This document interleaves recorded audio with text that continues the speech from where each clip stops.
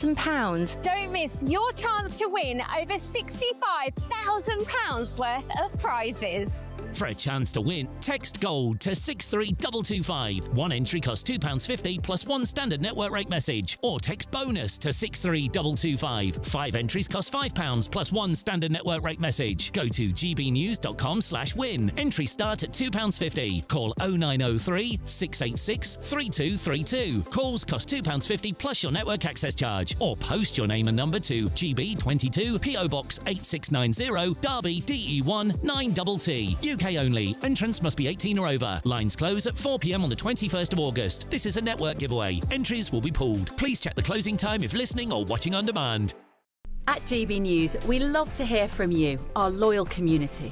So drop us a line at gbnews.com/yoursay. There you can talk to each other and also to the presenters live on air. gbnews.com/yoursay, because GB News is your channel, Britain's news channel. From the school run to the home run, watch a new show for all of Britain. So he can say whatever he wants. A straight talking show where all voices are heard. And, you know, when are we going to stop talking about smashing the gangs and actually do it? With the stories that matter from every part of our country. There's a bit of a crash landing there for your Chancellor. Bold, fearless and standing up for you. That's me, Martin Daubney, 3 p.m. till 6 p.m, weekdays, here only on GB News. The People's Channel, Britain's news channel. Join me, Nana Akweer, for an informative, interactive news programme with a difference. It's fun. No, he didn't say that, though. I'm so surprised. I think there's an element of truth to that. Join me from 3 p.m. every weekend, only on GB News, Britain's news channel. Hi, I'm Michelle Dewberry, and my show is your opportunity to cut through all the noise and dive in headfirst to some robust debates. Ideas clash. Situation, No, because the failure is... You're deliberately avoiding my point. Nothing's held back. And if you think this is the end of it, wait for more. And we do not shy away from the difficult stuff. Sometimes I want to shake people and say, if only you understood. So join me on Dubes & Co. weeknights at 6 p.m, only on GB News, Britain's news channel. Breaking news, live updates, stories that matter. From the heart of the GB newsroom to every corner of Britain, with our team of dedicated journalists across the UK. GB News bulletins are there to deliver the latest news that matters to you. Bulletins on GB News, the People's Channel, Britain's news channel. The GB News audience is different, it's unique, because they see through the nonsense. We want to debate with each other, we want to listen and maybe learn. We have a chat.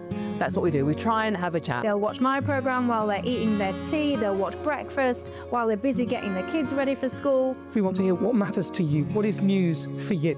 And what's brought you out here today? What are the biggest issues affecting this particular area? The audience are the best thing about GB News. Their friends, their family. They're people who need to have their voices heard. They're passionate about the channel, they're passionate about what they believe in. The one thing about GB News is you get a chance to speak. Talk to me about why so many people have gathered here today. Do you want to say something back in return? The GB News audience is what makes GB News special. It's incredible to see. They shape our programmes, they shape our output, and they shape our channel. That's what makes us the fearless champion of Britain.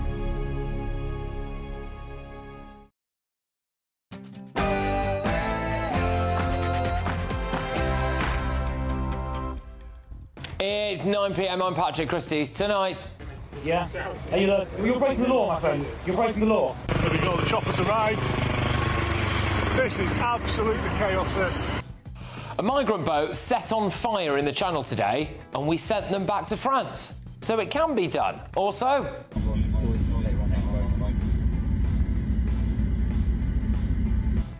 Yes, these are the men coming to army barracks in the British countryside. That was footage from the Calais jungle there. But tonight... Dear Mr. Andy Vernon, we love our village. Please keep us safe.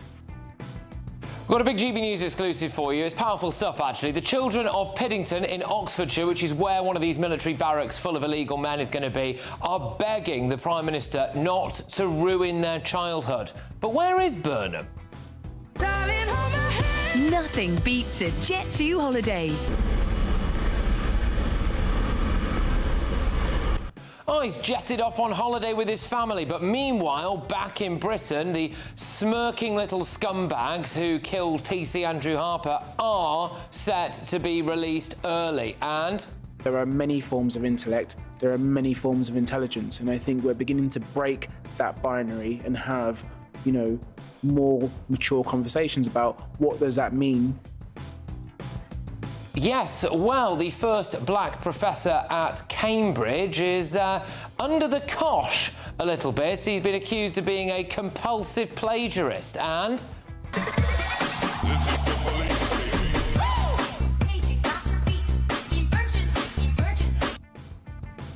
Well, there's big racism row brewing in the NHS as apparently patients are demanding to be treated by white staff. What's really going on there?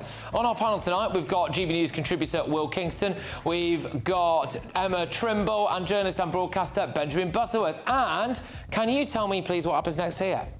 What is a woman? Yes, get ready, Britain. Here we go.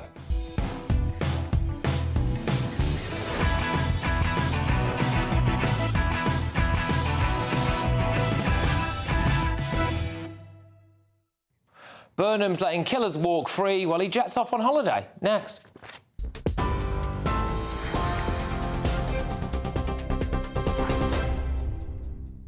Good evening. It's just gone 9 o'clock. These are your headlines. Andy Burnham is facing more backlash over his early release scheme from his own MPs as domestic abusers are set to be freed from prison ahead of time. It comes after the Prime Minister announced that prisoners convicted of rape, grooming and serious child sex offences will be excluded from the early release scheme in England and Wales. But those given custodial sentences for domestic abuse will remain eligible to be freed halfway through their sentence. Female backbenchers have warned that the nature of the crime and lack of rehabilitation in prisons mean the domestic abusers pose a higher risk to victims upon release. Labour MP Sarah Champion has written to Mr Burnham, warning him that victims across the country remain in a state of fear and limbo without domestic abusers being exempted. Ukraine has accused Russia of committing a war crime after a video was released showing a Russian drone chasing a Ukrainian street vendor in what's been dubbed as a human safari attack. The footage released by Ukrainian police shows the drone pursuing a man around a van being used as a street stand before exploding as he dives for cover behind the vehicle. Police said the man in his 50s survived but suffered shock and shrapnel injuries. There have been previous reports of Russia using remotely operated drones against civilians to terrify residents on the frontline areas in Ukraine. The so-called mega dinghy that capsized in the English Channel this morning after its engine caught fire has been confirmed as the largest small boat to attempt to cross from France. French authorities confirmed 173 people were rescued and taken to Boulogne-sur-Mer to receive medical care there. This makes it the largest single vessel to attempt to cross the Channel carrying migrants. Multiple migrants have suffered the effects of hypothermia, but at this stage there are no reports of any serious injuries. Doctors' surgeries should consider closing or clocking off early during heat waves, according to medical leaders. The Royal College of GPs has drawn up advice suggesting that working when temperatures reach 30 degrees could induce heat stress, reduce productivity and increase the likelihood of errors. It comes as the fifth heat wave of the year is forecast for parts of southern England later this week. Princess Eugenie has given birth to a baby girl, Buckingham Palace has confirmed in the last few hours. The 36-year-old princess gave birth to her third child yesterday at a hospital in Lisbon in Portugal. The baby weighed 6 pounds and 9 ounces. The King and Queen say they're delighted with the news. Those are the latest GB News headlines. Now it's back to Patrick. You can now watch GB News live across the United States of America and the world on Truth Plus. Scan the QR code to find out more or visit gbnews.com/truth.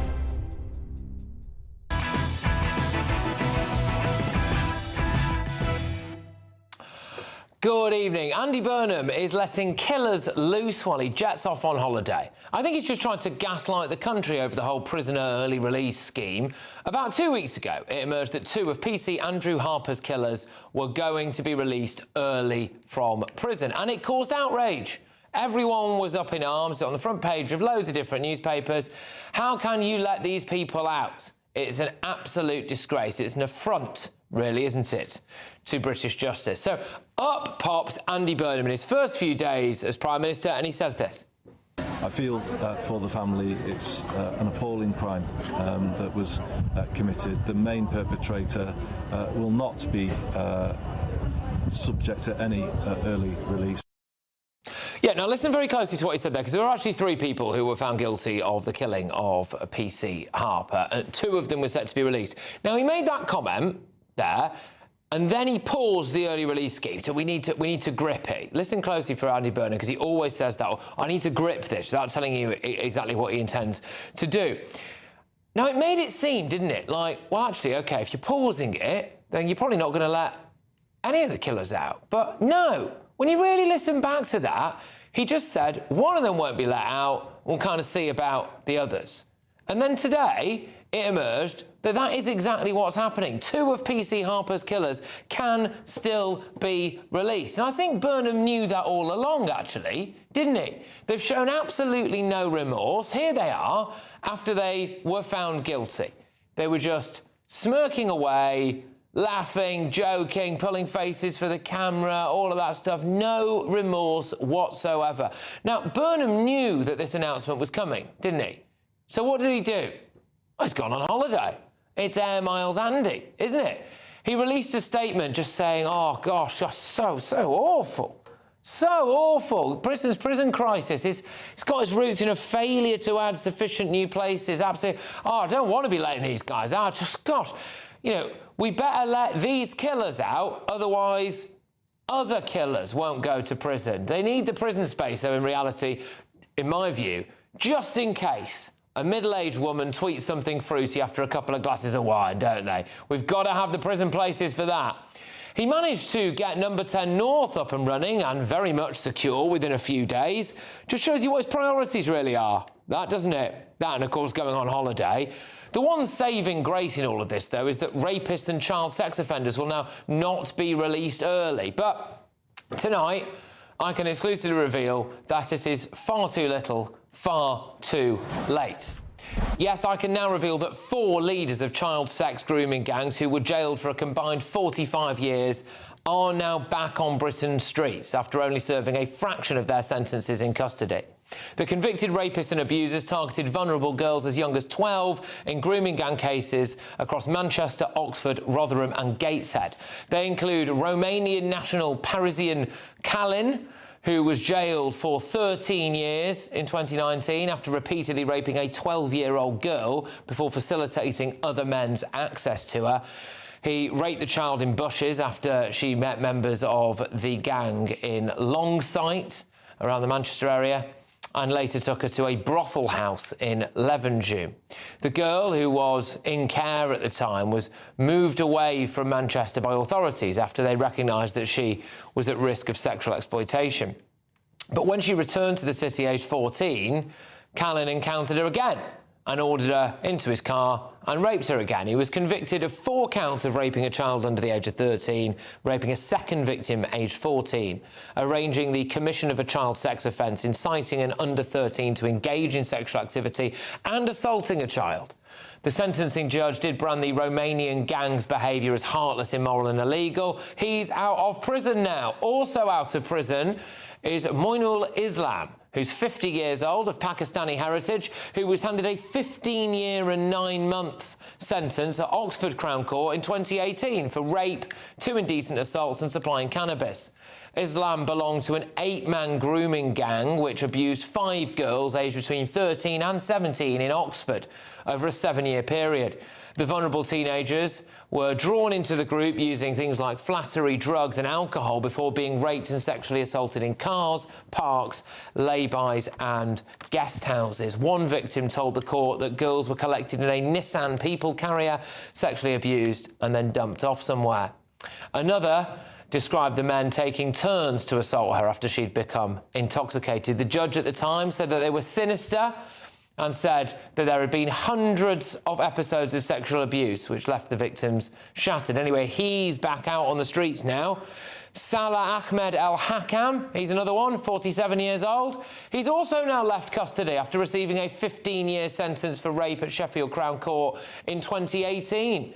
El-Hakam was prosecuted as part of Operation Stovewood, the National Crime Agency investigation into the Rotherham grooming scandal. His case involved 5 girls, one of whom was just 13. They were abused for years between 1998 and 2005. The victims were befriended before being passed between offenders for sexual abuse. They were plied with drugs and alcohol until they just could not remember what was happening and were sometimes threatened with violence or with being driven somewhere unfamiliar and abandoned.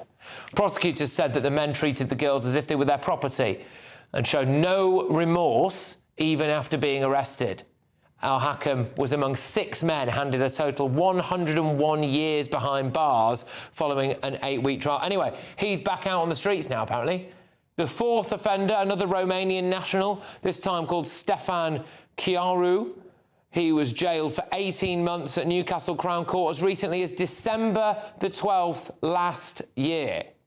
Now, he was convicted of 4 sexual assaults, sexual activity with a child, and causing or inciting a child to engage in sexual activity. He was actually one of 5 men found guilty of 31 charges following an investigation into the exploitation of 6 girls in Gateshead between 2014 and 2019, and the victims were aged between 13 and 15 years old. The wider group's convictions included things like multiple rapes, attempted rapes, blackmail, arranging or facilitating child sex offences, supplying drugs and distributing photographs of a child. Northumbria police said the predators had targeted vulnerable girls and snatched their childhoods from them. He's back out on the streets. Look, together, all of them were sentenced to a total of 45 years and 3 months. But now they are all back out on the streets, having been released way before the end of their prison sentences. Now, the Ministry of Justice, and we've been to them a couple of times on this today, is refusing to tell us exactly when they were released. But we believe that they were all released since Labour won the last election. Under the law applying when 3 of them were sentenced, prisoners serving what's known as standard determinate terms were generally released automatically at the halfway point and served the remaining half on licence. And despite most of these men, of course, being originally convicted under the Tories, my big question is, why didn't Labour step in to stop the automatic, basically to keep them in prison, really, seriously? These are the people that we've been letting out, and Andy Burnham is now going to continue to let remorseless killers out as well. Let's get the thoughts of my panel. We've got journalists Will Kingston and Emma Trimble and Benjamin Butterworth with us. Will, I'll start with you.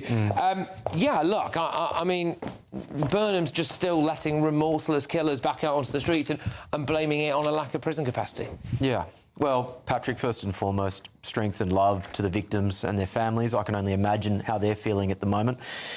There's been 2 things that I can't understand about this early prisoner release scheme. The first is, if you absolutely have to release prisoners early, I don't understand why every single prisoner serving time for a relatively minor crime, or being arrested for tweets or white-collar offences or petty drug offences, aren't released before you start releasing murderers. To me, that doesn't make any sense. But there's a bigger question of, well, why can't you get prisons up quickly? And every MP that I've spoken to in the last couple of weeks, including Labor MPs, say, well, there's so many regulations, there's so many laws and requirements in place that are preventing us from doing this. And they all forget the basic truth that they are in control of the legislative branch of this country. They can change the laws if they want. It's the same as with illegal boats. They say, well, the laws are stopping us from detaining people or deporting people.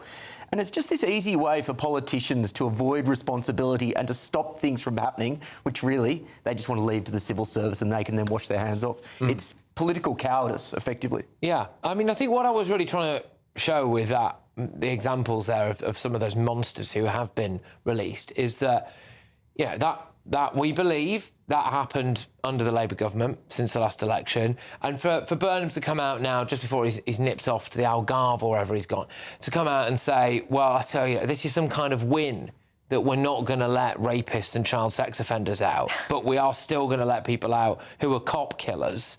I just find it absolutely baffling. Well, as you pointed out there, Patrick, they have already been releasing people halfway through their sentences anyway. And so what they were talking about here is actually making it more liberal. And now a number of victims of sexual abuse have come forward now and have waived their anonymity in order to beg the Prime Minister to not go ahead with this. As you pointed out, you know, they're not letting the, quote, main killer go free of that police officer, but the other two who were in the car with him will probably end up being released. What we're seeing is it's morally wrong. Imagine if you were one of the victims, whether you're a child or an adult, of one of these rapists, one of these sex offenders, or the family of someone who was murdered, and you see, oh, because there is enough prison capacity, they just simply have to let these people out onto the streets. As Will said, you know, we saw what they did with the Nightingale Hospital during COVID. When the political establishment puts its mind to something, they can do it. It is not an excuse at this point for the Labour government to still be blaming the previous Conservative government for not investing enough in prisons, for not increasing the capacity of the prison system. And as you also pointed out, well, I think you're absolutely right. You know, we've been arresting people for tweets. Put Lucy Connolly in jail. What was her sentence? 2.5 years for things that people are saying online, and yet talking about releasing rapists and murderers. The idea that you can do this and not put the public at risk is absurd, because if the public weren't at risk from these people, they wouldn't have been in jail in the first place. Yeah, Benjamin, what do you think about this? For me, it just seemed like political will, you know. I mean, he was absolutely, utterly desperate to get Number 10 North up and running. That's got armed guards around it. He's desperate to recruit a load of social media influencers so he can tweet about it looking like David Brent the whole time. Doesn't have the same will to keep killers behind bars, does it? Well, that, of course, is a ridiculous parody of the situation. Number 10 North was the GCHQ headquarters in Manchester, and so it already had that level of protection and security. It just changed purpose for the office. It would be a perfect prison, then. I don't think an office in central Manchester is ideal for a prison. But when you talk about the fact that they should have the political will, well, the Labour government is building more prison places than any government has in post-World War II history. It's put £4.7 billion into 14,000 new places, which, for context, is about 15% of the current prison capacity. It's sad that Esther McVey is off on a very nice holiday, I imagine, because maybe if she had seen... She's not, actually. I spoke to her this morning. She's in her constituency. She could have a very nice place indeed, being the place I'm from. But if she were here... Nice sidestep there, Ben. I would be saying to her, why is it that the Tories left this situation that meant there was just 500 places when the government changed? Alex Chalk, who was the Justice Secretary at the end of that government, said that it was one of the reasons there had to be this sudden early election was because Rishi Sunak knew that he either had to let these people out or there'd be no prison spaces. Right now, there is a capacity of almost 98% of prison spaces. And so if you don't have a scheme like this, as uncomfortable and as unreasonable as it is in many ways, you cannot lock up Part of that is because we're not deporting people. And that. And also, can we stop the whole, you know, the Conservatives are to blame for this shtick? Labor have been in for 2 years. And How most long people, does it take to and build most, a prison, and Will? most people hate the Conservatives. How long does it take to build a prison? And most, Why don't you answer the question before you make nonsense claims? Because I'm speaking and they want to hear me more than they want to hear you. That may be true, but you should answer the claim. I will get to your claim, but A, they've been in for 2 years, they've had plenty of time, and to my original point, which you didn't respond to, if they wanted to change the regulations around how you build a prison, they could do that. It takes a long time, not because of putting the bricks in place, it takes a long time because of the regulatory hoops they have to go through. They could change those regulations if they wanted to. First of all, they have ripped up the planning laws to make things easier. There are multiple prisons existing that are being expanded to the number of 14,000 places. Tell me, how do you think... You can't put a Nightingale prison up like a hospital because of the security requirement. How about the 23 prisons that have been closed since 2010 and then opening those back up? You just said, how can you blame the Tories? Those are the people that increased demand for prison places but not supply. They left us with this problem. They have, the victims, have them to hold responsible for saying that they'll put them behind bars for so many years and not creating those bars. One thing we're going to talk about at the top of the next hour, by the way, and there is actually a really, really powerful campaign going on from the children of Piddington in Oxfordshire, because they are a town, village really, of about 300 people that is about to have, roughly speaking, 1,200 illegal migrant men in what is going to be an open-air military barracks where they can roam out. Again, surely something like that would be a lot easier to render secure for low-level prisoners. You could even do things like move some women out of Style Women's Prison, which is, I think, the largest women's prison in the country, put them somewhere like that, by and large, a lot less likely to go on and reoffend and cause serious crime, and move a lot of male criminals into somewhere like Style Prison. I mean, Nick Timothy is saying at the moment, and he is, of course, in the kind of Justice Department with the Tories, saying that actually what you can do is rent prison cells overseas in places like Sweden. It doesn't look like Labour have thought of that. The thing, I mean, you're demonstrating now, Patrick, there are things you can do if you have the imagination to do it. Where there is a will, there is... I'm not making a joke about this will. No. Where there is a will, there is a way. When the government think that there is a political emergency, when it's an emergency in their minds, something like COVID, they are able to act. But when it comes to the safety of the British public, whether it's because of the migrant crisis, whether it's because of, you know, asylum seekers roaming around particular towns, or whether it's releasing people from prisons into the public and putting public safety at risk, I think they don't see that as the emergency it is, because the elephant in the room here is not just that these people are being released out onto our streets, it's that the probation system doesn't work properly, that they lose prisoners, they can't keep track of people, and all of those things could be fixed if there was a political will to do it, but there just isn't. All right, OK, well, there we go. And again, if these two cop killers actually get freed now, it will be absolutely mental. There is, of all the things that Andy Burnham just has to do, specifically in this case, is just keep those two behind bars. So let's see what happens. But anyway, a government spokesperson has said all of these offenders, this is in relation to the various different grooming gang ringleaders that I highlighted earlier, all of these offenders served their full custodial sentence. The grooming gang scandal was one of Britain's darkest moments. That's why we launched an independent inquiry and have driven child sex offence convictions to record levels. Sex offenders released on licence are supervised by the probation service and are subject to strict licence conditions to protect the public. They can be recalled to prison immediately if they breach those conditions. Anyway, and Justice Secretary Alex Norris has said, the Prime Minister and I have reviewed these reforms, listened to the concerns and gone further to protect victims. These are decisions no minister would ever want to take, but it is right these sickening crimes are excluded from these reforms. Victims will also have access to better support and reassurance that offenders leaving prison face tougher supervision and punishment. OK, all right. Well, look, we've got a lot to get through tonight. I do, however, need to tell you about the latest Great British Giveaway, and here to do that is Hayley Sparks. Welcome to All Asante by Domes Resorts, where we're celebrating a golden summer. And you could be enjoying a golden year with an incredible £60,000 to be won. That's tax-free cash that you'll get to spend on anything you like. What would you do with it? You could relax knowing that we've got those day-to-day financial pressures sorted.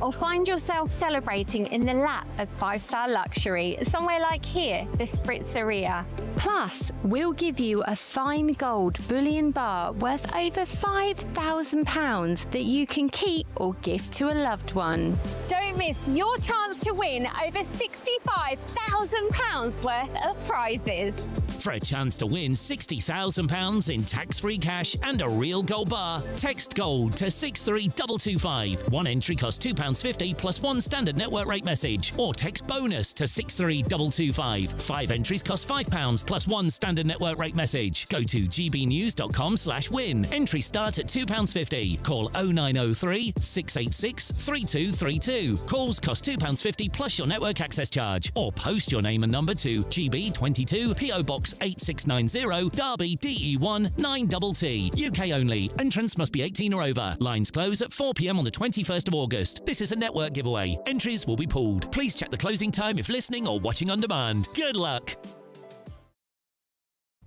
Coming up, a Cambridge professor is at the centre of a plagiarism row, but before that... Nothing beats a Jet2 holiday. Where is Andy Burnham? And is it right that he's jetted off on a holiday after just 15 days in the job? That's next.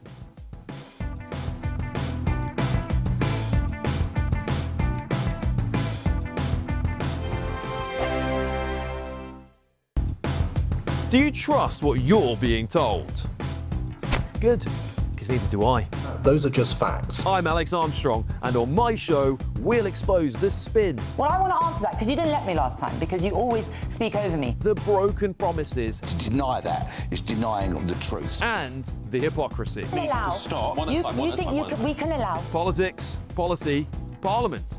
Nothing is off limits. No sugarcoating, no fear of offence, just the truth laid bare. Tune in every Saturday and Sunday at 9 p.m. for Alex Armstrong Tonight, only on GB News, Britain's news channel. At GB News, we love to hear from you, our loyal community.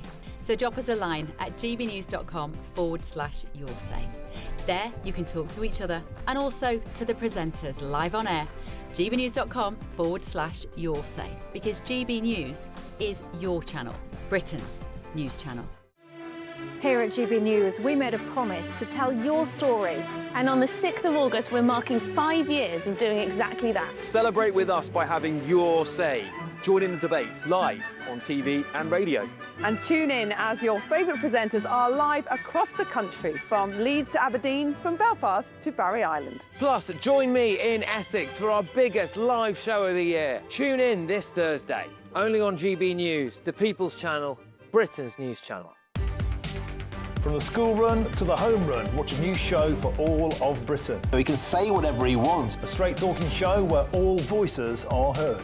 And, you know, when are we going to stop talking about smashing the gangs and actually do it? With the stories that matter from every part of our country. There's a bit of a crash landing there for your Chancellor. Bold, fearless and standing up for you. That's me, Martin Daubney, 3 p.m. till 6 p.m, weekdays, here only on GB News. The People's Channel, Britain's news channel.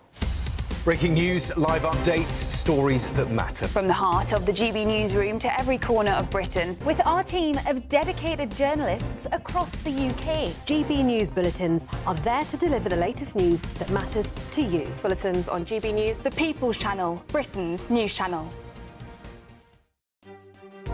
Some people enjoy lazy Sunday mornings, but not me. What's the truth of the matter? So that's a very live question. Would you support him if he waters down these plans? Before the spin sets in, I'll be getting to the truth. This is personal. No soft questions, no easy answers. It's one thing if the state has rules in this country. It's another thing whether the police and others actually police them. Setting the agenda and holding those in power to account. You can't really blame her if the system is set up this way. You will not want to miss it, trust me.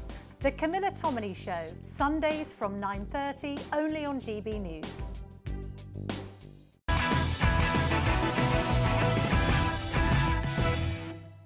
Welcome back to Patrick Christys Tonight. Is it right that Andy Burnham's already gone on holiday? It's time for the head-to-head.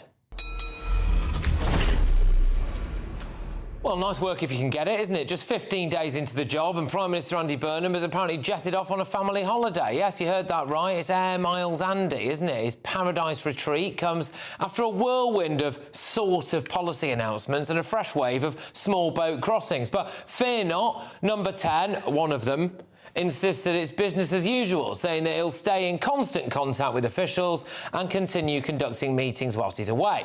As now I'm asking, is it right that Andy Burnham has gone on holiday after just 2 weeks in the job? Going ahead on this now is broadcaster and psychotherapist Lucy Beresford and former Solicitor General Robert Courts. Thank you very, very much. Robert, I'll start with you. Do you think it's all right that he's just jetted off? No, I don't. I think it's an extraordinary decision, to be honest with you. And I say that for two reasons. The first of those is that when you start in government office, even at the lowest end, it's an absolute tsunami of information coming at you. And you have to work every hour that God sends to get on top of the issues and then to figure out what it is you're going to do about them. It is extraordinary to think that the PM is on top of those issues at this point, particularly given where the country is, particularly given the incredible issues that are faced this summer, and he most certainly doesn't know what he's going to be doing about them, and we know that from the very vibes heavy but detail light announcements we've had from him so far. But it also calls into question something about his judgment, because it's precisely that point that everyone would say about Burnham. Yeah, he's a great communicator, and he comes across much better than Keir Starmer did. He's very vibes friendly. But what exactly is he going to do about the issues that the country faces? Nothing about what he's doing here is going to dispel any of those concerns. All right. Well, Lucy, go on. I'll throw it over to you. Do you think it's all right that he's gone away? Yes, I do. I think it's very important for three reasons. The first is that being a performer at an elite level, whether that's a Prime Minister, an MP, Mayor of Manchester, all of these jobs that he's had in the past couple of years, is a very cognitively intense role. And burnout is a very real possibility. Now, one can argue that he can't possibly be burnt out of being Prime Minister in the last 2 weeks, but that would assume this was someone that we had plucked from the dole. And we haven't. This is a man who has been working hard for many years. I think the second thing is that it's very important overall to model real life for people, and most an empty jug. And the idea that you somehow just keep going until you burn out, well, that's what happened in the 80s. That's what happened in the 90s. We don't have a work-life situation like that any longer. And I think it's realistic to recognise that in taking a break, you are actually giving yourself a different perspective. You don't have that tunnel vision that can afflict quite a lot of people in Westminster. You get out there, you experience shortages, queues at Alton Towers, flight delays, whatever it is that your voters are actually going through, you yourself might have a flavour of that. And I think the third thing is really important. This idea that somehow prime ministers and people who accept that role are invincible. Polling suggests there is a sizable chunk of voters who genuinely think that prime ministers should never take any time off, that somehow they're too important and they should never be seen to have any downtime or any relaxation time. But if you want someone to take cognitively serious decisions on behalf of the nation, you want to have someone who is energised, who's mentally alert, and who has got the bandwidth to deal with everything that's going on. And let's be clear, he's not going to be camping in isolation. He's not going to be uncontactable. The way of being a modern prime minister is that you are contactable on every single day. So if there is a crisis, you can bet that he will return. But those three other pillars are really important, and it's very important that he models that. Robert, let's come back to that then. We don't want burnout Burnham, do we? Yeah, I mean, that's a fair point in principle. I don't disagree with what Lucy's saying in principle, and I've served in high government office. I understand the pressures that there are, and you do need a break. The question is now, and the point I'm making is when he's been Prime Minister for 2 weeks, he can't possibly be at that stage, and being a mayor of even of a great city like Manchester is nothing like the pressure that you get at the top of government. So I'm certainly not saying no one should ever take a break. I'm not saying no Prime Minister should ever have a holiday, but the suggestion that he should be doing it now, when he hasn't fleshed out his programme for government, when the country is crying out for direction, is frankly incredible. And the other point I just want to make is that, you know, being Prime Minister is not a normal job. That has to be understood by everybody who wants to do it. And if Andy Burnham's gone into being Prime Minister thinking that it is a normal job and he can behave in a normal way, then he's going to be hit very hard by what's coming. Lucy, there are things, I mean, look, I'm not trying to make myself sound like a martyr here or anything, because we subsequently went on a very nice holiday after this. However, when Rishi Sunak decided to stand out in the driving rain and call a general election, he rather annoyingly called it whilst I was supposed to be on honeymoon. And my wife and I, who both work here, cancelled our honeymoon because we thought it wasn't really right that we would be away as journalists who have the privilege to do TV shows at such a significant moment in British history, should be in Tuscany, basically. Instead, we should probably be in Paddington. And so we did that. We cancelled our honeymoon. You know, Andy Burnham is the Prime Minister. He's just become the Prime Minister. Should he not have just cancelled his holiday? His wife and kids can go, get to grips with the country for a little bit longer, and then go away again in a few months' time. No, because I think, unfortunately, there is no good time to go away on holiday. There will always be things that a Prime Minister has to deal with, whether those are domestic or international affairs. But if you have a family and if you have children and your children are on holiday during a school holiday period, that is going to be the most logical time for you to go away. And not because of anything to do with cost, but just to do with if you want to be a rounded, fully fledged human being in the role of the Prime Minister, your family are going to be a really important part of that. And I admire your dedication to your role, and I think 2024 was a very weird summer for a lot of people. It was. Right now, at the very beginning of his parliamentary term, when it is, let's be clear, on recess, that doesn't always happen with either a transition of a leader or a general election. that actually this is almost the only time. And I wouldn't mind betting that what he has said to his family is, let's just have one relatively normal holiday, because it's never going to be like this ever again. Or both of you, thank you very, very much. I do think that the country is split on this, and you've represented both sides of that very well. So thank you, I appreciate it. It's broadcaster and psychotherapist Lucy Beresford, former Solicitor General Robert Course. Right, coming up, a new report into the NHS has caused major uproar. Apparently, patients now are demanding to be seen only by white doctors and nurses. What is going on there? But before that, a Cambridge professor is at the centre of a massive plagiarism row. This story is absolutely bonkers. I'll tell you about it next.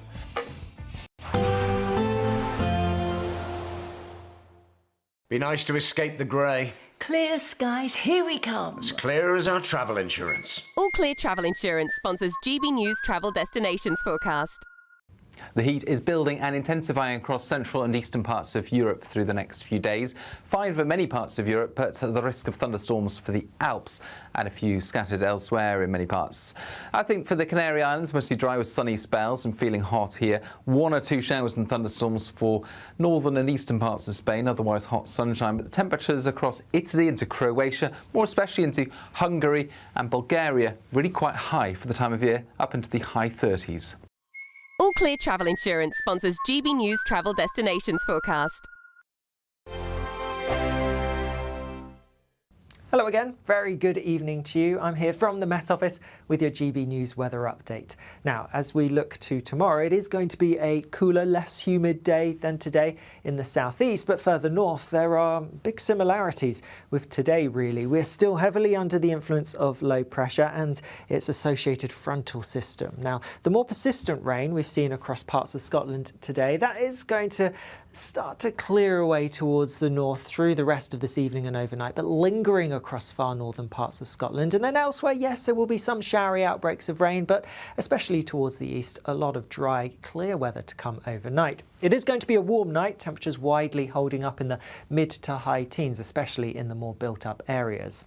First thing tomorrow, a wet start across the far north of Scotland then, and that rain is going to edge further south and eastwards through the day, but central southern parts of Scotland actually having a largely dry start, not totally dry. There will be some rain around. Across western parts of Northern Ireland, pretty wet first thing here, and that rain also pushing further southeastwards through the day. And then for England and Wales, some outbreaks of rain, mainly towards the west, central eastern parts, starting the day largely dry, and there will be some sunshine around. We're going to see more sunshine building across parts of the southeast, in particularly through into tomorrow afternoon. Cloudier further north and west, further rain to come. Worth bearing in mind across some parts of Scotland, the rain could turn quite heavy and thundery, particularly across central and eastern areas. It is going to be a blustery, breezy day for many of us. Strongest winds across parts of northern England and Northern Ireland, and temperatures down, especially in the southeast to today. On to Thursday, and there will be some showery rain. Not a huge amount. It's not looking as heavy, not as thundery as some of the downpours that we've seen across some northern areas through today. And in the south, it's staying dry, and actually here it's going to stay dry through the rest of the week and into the weekend, with temperatures a bit lower than they have been recently, but perhaps picking up again by Saturday. You want to know what's really going on in the corridors of power? Labour don't know what to do with you half the time, and that makes you quite lethal in the chamber. Get behind the headlines with Chopper's Political Podcast. Join me, Christopher Hope, as I sit down with the great and the good of British politics. We'll see where this ruling takes us. These are the stories shaping our nation. Chopper's Political Podcast, available now on all platforms. Listen in and stay ahead. I've been in Westminster for a long time, but I know that though power may be here, its effect on people's lives is across the whole of the country. We may be where rules are made, but it's where they're implemented that matters. Join me, Jacob Rees-Mogg, for forthright and frank discussion on where Britain has come from, where it's going, and where it will end up. That's State of the Nation, Monday to Thursday, 8 to 9 o'clock. Vox Populi, Vox Dei. GB loyalty points are here. They're our way of saying thank you for spending time with GB News. Through commenting on your say, voting in You Decide polls and shaping the debate, you can earn GB loyalty points. Unlock rewards, reach milestones and climb leaderboards. Don't just watch our programmes, come and be part of them. Get started by scanning the QR code or go to gbnews.com/loyalty points.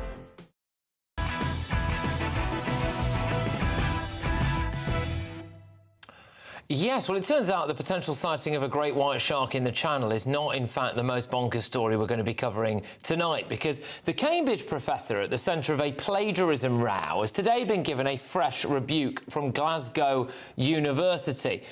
Apparently, he was never a visiting professor there, directly contradicting some of his claims. If you're not familiar with this story, the saga began after analysis of Professor Jason Arday's thesis.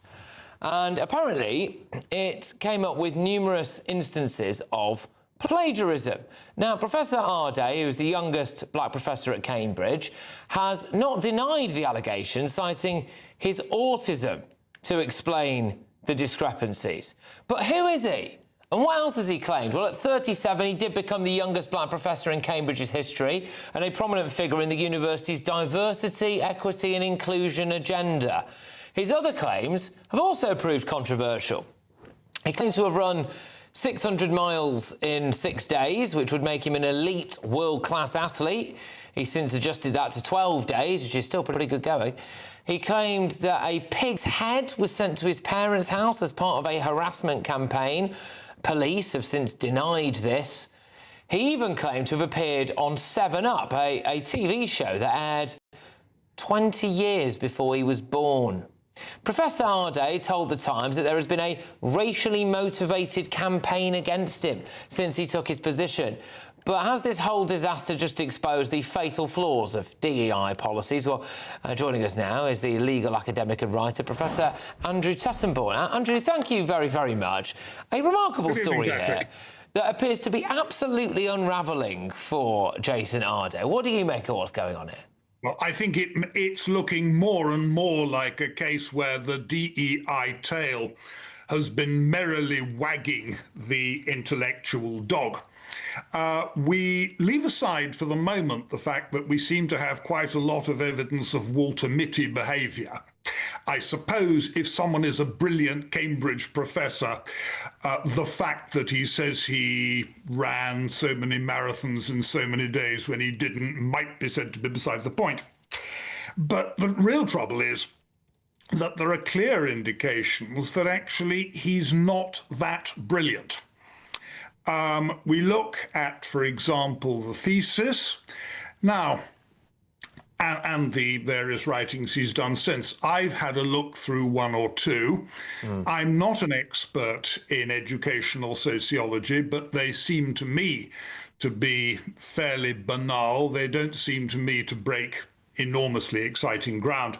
But what's more important is that those who know much more about social science than I do have come to the same conclusion.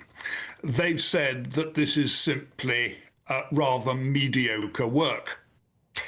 Now, that leads to the question, well, how does Cambridge end up with a professor who is, shall we say, not exciting or not going to set the cam on fire?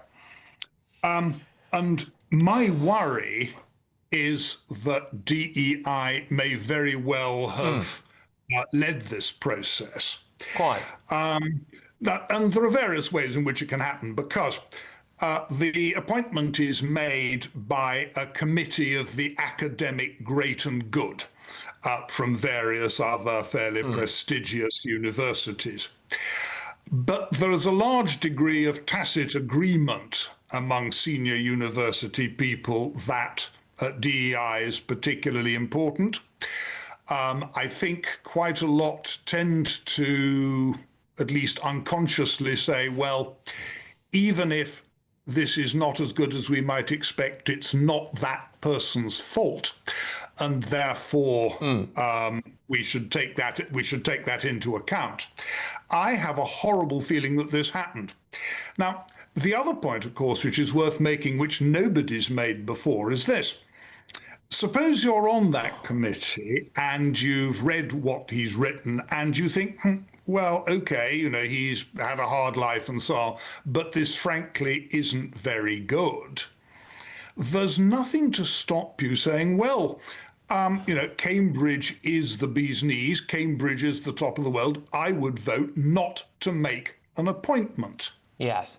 It's always open to a committee to do that. Well, yes, exactly. But they get caught up in it, though, don't they, really? And it is interesting as well. A couple of developments that a couple of people have now withdrawn their names from a signatory supporting him. And the other aspect has been quite a concerning development this evening, which is that police actually investigated some individuals who questioned Professor Jason Arday's credentials, specifically treating their professional inquiries, or as a journalist, by the way, as a potential criminal harassment. And here you go. So we've got the thing where someone has potentially only got a job because of their race, and then they are now claiming that any criticism is both criminal or racist, which is certainly calling the police on journalists who ask you awkward questions is absolutely unforgivable. I think that's a bit of a side issue, but I'd certainly condemn it absolutely straight up and down. Okay. But I think the real question is how Cambridge comes out of this. Yeah. And at present, it's got a sort of ostrich egg on its face. Oh yeah, well, I'm inclined to agree. Actually, I'm inclined to agree, and again, it's a very sad decline of a British institution. But Professor Andrew Sessenborn, thank you so much, legal academic and writer. Great to have your views. So GB News has contacted Professor Arday for comment. We're yet to hear back, but he has previously told the Times newspaper there has been, since I arrived at Cambridge, a very well orchestrated and coordinated campaign to unseat me from my position. The motive is racially motivated. I think there's a reason why it's me, and I do think that reason is aligned to ableism and racism. The Times interview also said that he argued that he lacked adequate supervision during his PhD because of his autism and learning difficulties. He said he was accountable for his mistakes, but what I am not is a liar. Coming up on the show, well, this is a big story for you. So the children in an area where there is going to be a military barracks full of illegal young men have hit back, actually. It's powerful stuff. I'll show you that in a sec. This is GB News, Britain's news channel. Well, Charlie, as most of the viewers know, I would be involved in agriculture. This isn't quite agriculture. It's quite close to it, the cousins of. A lot of things that go on in agriculture are on display here. Thousands of people coming to this site, Ragley Hall, just about 45 minutes out of Birmingham. We are the modern ruralists, and here today we have the craft yard. We've got 9 different crafts, all demonstrating what they're up to. Here we have the wheelwrights, and they're bonding a wheel here. So this is an ancient craft that's been going for about. Barney Murray's a bit of a legend, quite frankly. He's the national champion, master dry stone waller, comes from North Wales, and he's a bit of a Thor lookalike. So he's quite popular. GB News, the People's Channel. GB News Breakfast. Every day from 6 a.m. Now, at 16 minutes past 8, the annual bike ride from Yorkshire to London is taking place today, aiming to honour the legacy of the Batley and Spen Labour MP Jo Cox, who was murdered by a far-right terrorist in June of 2016. Well, the bike ride aims to champion a cause she was passionate about, as this year marks the 10th anniversary of her tragic death. Kim, if we can just start with you, what is your sister's legacy?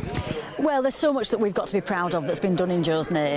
It's just been 10 years since she was murdered, and what has kept us going as a family has been the way that so many amazing people, including people like this amazing man, have done things in Jo's name to show what our country is really about. And you've got all these amazing people today from all different backgrounds, all walks of life, celebrating the things that we have in common, not agreeing on everything. GB News, the People's Channel. Good afternoon, Britain. Weekdays from midday. It's a difficult question. Honestly, I don't think I would at this rate, because I think the government tracks, when we say we're fighting for Britain, what are we actually fighting for? The concept of Britain, I don't think exists anymore. When I look at Britain, when I go outside, it doesn't seem to be very British. And I think the core demographic of the people who would normally fight, these white working class boys who, you know, have been fighting for Britain, who we expect just to sacrifice their life in a fight, you know, they've been demonised for decades and decades by the government, by our education system, by the media. Economically, they've been disadvantaged. So why would we expect them to risk their lives when we've demonised them for so long and took them for granted for so long? And this concept of Britain fighting for the British government, you know, the British government has betrayed us. GB News, the People's Channel.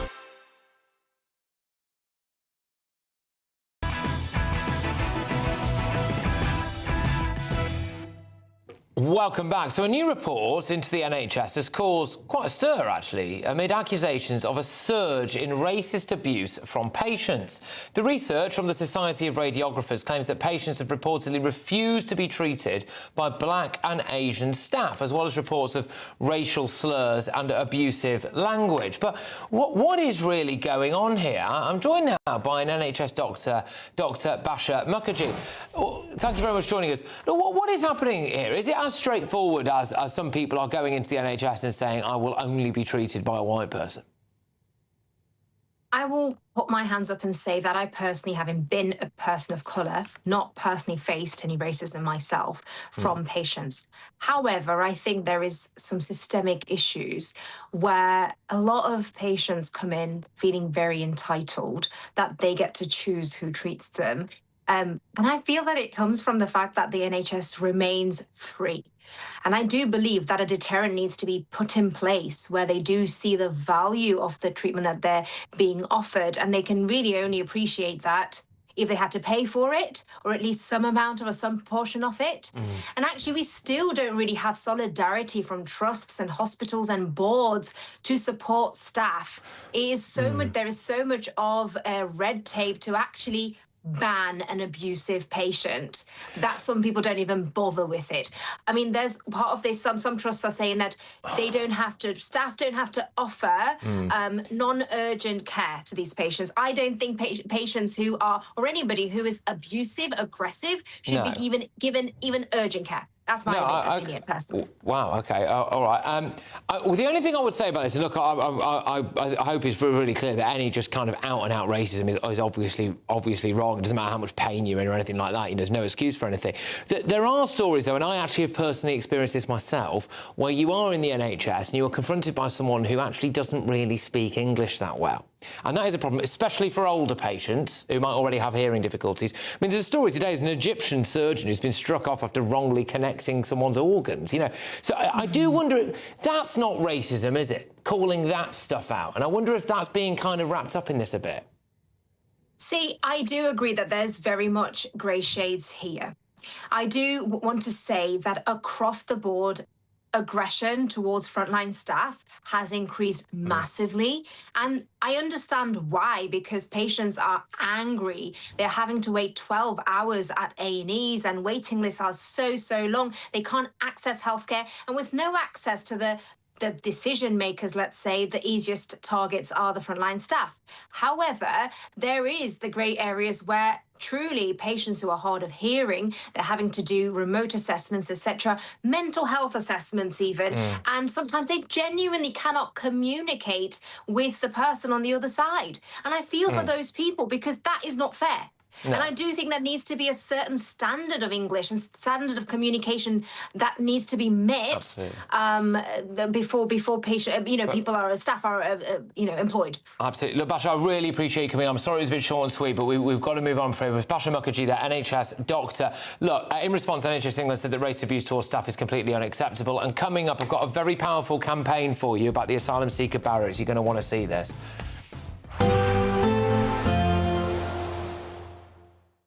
Expect warm spells with the odd rude interruption. Boxed Boilers sponsors the weather on GB News. Hello again, very good evening to you. I'm here from the Met Office with your GB News weather update. Now, as we look to tomorrow, it is going to be a cooler, less humid day than today in the southeast, but further north there are big similarities with today, really. We're still heavily under the influence of low pressure and its associated frontal system. Now, the more persistent rain we've seen across parts of Scotland today, that is going to start to clear away towards the north through the rest of this evening and overnight, but lingering across far northern parts of Scotland. And then elsewhere, yes, there will be some showery outbreaks of rain, but especially towards the east, a lot of dry, clear weather to come overnight. It is going to be a warm night, temperatures widely holding up in the mid to high teens, especially in the more built-up areas. First thing tomorrow, a wet start across the far north of Scotland then, and that rain is going to edge further south and eastwards through the day, but central southern parts of Scotland actually having a largely dry start, not totally dry. There will be some rain around. Across western parts of Northern Ireland, pretty wet first thing here, and that rain also pushing further southeastwards through the day. And then for England and Wales, some outbreaks of rain, mainly towards the west, central eastern parts, starting the day largely dry, and there will be some sunshine around. We're going to see more sunshine building across parts of the southeast, in particularly through into tomorrow afternoon. Cloudier further north and west, further rain to come. Worth bearing in mind across some parts of Scotland, the rain could turn quite heavy and thundery, particularly across central and eastern areas. It is going to be a blustery, breezy day for many of us. Strongest winds across parts of northern England and Northern Ireland, and temperatures down, especially in the southeast to today. On to Thursday, and there will be some showery rain. Not a huge amount. It's not looking as heavy, not as thundery as some of the downpours that we've seen across some northern areas through today. And in the south, it's staying dry, and actually here it's going to stay dry through the rest of the week and into the weekend, with temperatures a bit lower than they have been recently, but perhaps picking up again by Saturday. Expect warm spells with the odd rude interruption. Boxed Boilers sponsors the weather on GB News. We're celebrating a golden summer with your chance to win a real gold bar. That's right, a fine gold bullion bar worth over £5,000 could be yours. We're also going to make sure your finances are fabulous with £60,000 in tax-free cash. For a chance to win, text GOLD to 63225. One entry costs £2.50 plus one standard network rate message, or text BONUS to 63225. 5 entries cost £5 plus one standard network rate message. Go to gbnews.com/win. Entries start at £2.50. Call 0903 686 3232. Calls cost £2.50 plus your network access charge. Or post your name and number to GB22 PO Box 8690 Derby DE1 9TT. UK only. Entrants must be 18 or over. Lines close at 4 p.m. on the 21st of August. This is a network giveaway. Entries will be pooled. Please check the closing time if listening or watching on demand. Good luck. I've been in Westminster for a long time, but I know that though power may be here, its effect on people's lives is across the whole of the country. We may be where rules are made, but it's where they're implemented that matters. Join me, Jacob Rees-Mogg, for forthright and frank discussion on where Britain has come from, where it's going, and where it will end up. That's State of the Nation, Monday to Thursday, 8 to 9 o'clock. Vox Populi, Vox Dei. Join me, Nana Akweer, for an informative, interactive news programme with a difference. It's fun. No, he didn't say that, Dave. I'm so surprised. I think there's an element of truth to that. Join me from 3 p.m. every weekend, only on GB News, Britain's news channel. Welcome to Free Speech Nation with me, Josh Howard. This is the show where each week we see what's happening in the world of culture, current affairs and politics. First we'll say, welcome to the UK. And we're not afraid to use our free speech so that you can use yours. It's not controversial in the slightest to anyone who hasn't lost their mind. Free Speech Nation, Sunday nights at 7 p.m. Only on GB News, the People's Channel, Britain's news channel. 5 hosts, 5 opinions, 5 fearless debates, 5 unfiltered takes on the day's news. 5 reasons not to be anywhere else on Saturday night. This is the Saturday Five. You got me good there. Britain's biggest Saturday night TV show. It's not a bad brand. Yeah. Uncensored. Very, very racy tonight. On the unpredictable. What does she say? Can you translate it for us? And always entertaining. And how can a country go from being led by William Wallace to Saturday nights from 6 p.m. only on GB News, the People's Channel. Britain's news channel. You're going to want to stay tuned, trust me.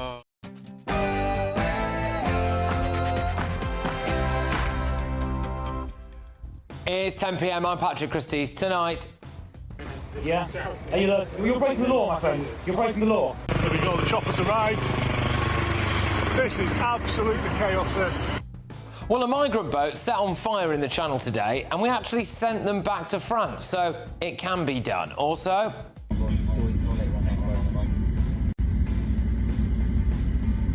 yes, it's men like that lovely chap who will be coming to an army barracks in the British countryside, but tonight. Dear Mr. Andy Burnham, we love our village. Please keep us safe. Well, the children of Piddington in Oxfordshire, which is where one of these army barracks is, are begging the Prime Minister not to ruin their childhood. We've got that TV exclusive for you. Play it to you, as well as some very, very moving letters that they've written to the Prime Minister. I'll play that to you in just a sec. Also this evening...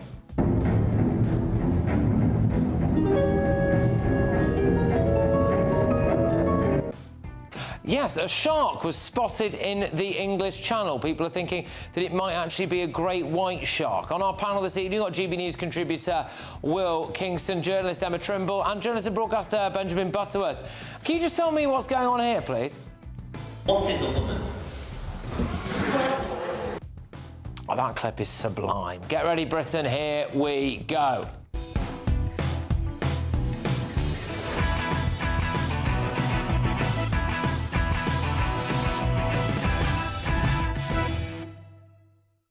Is Andy Burnham really going to ruin these kids' childhoods? Next.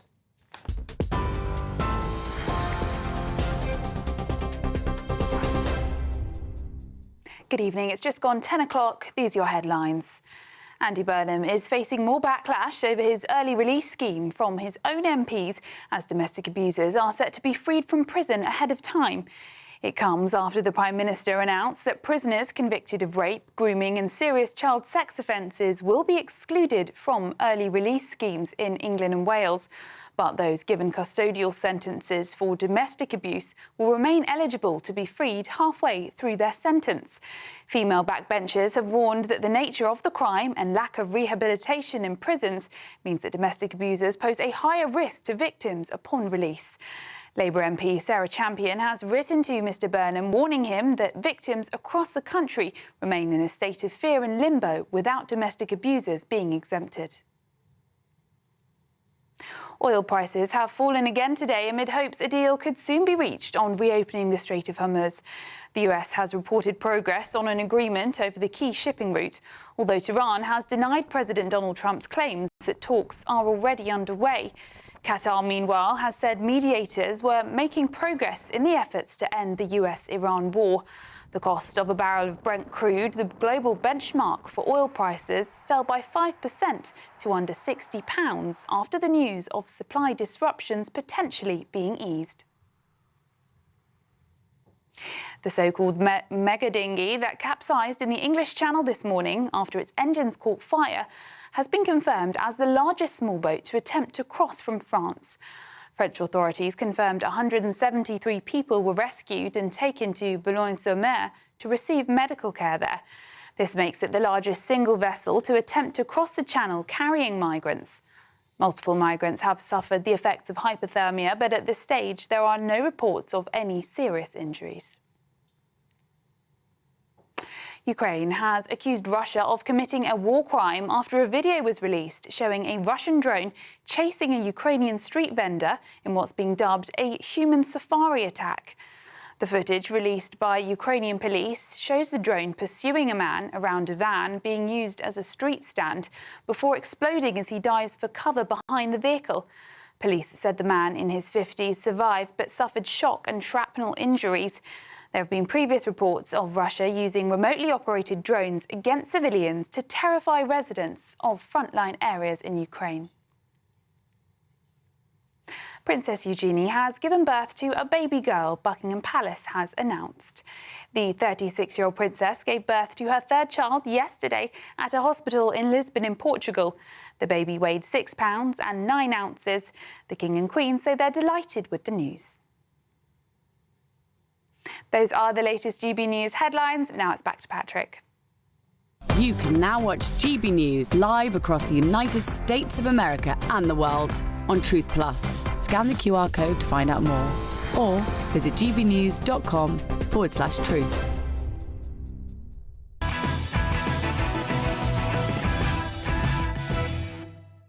Good evening. I start this hour with a big GB News exclusive, but just to set the scene for you, in the last few days, we have seen horrendous footage like this.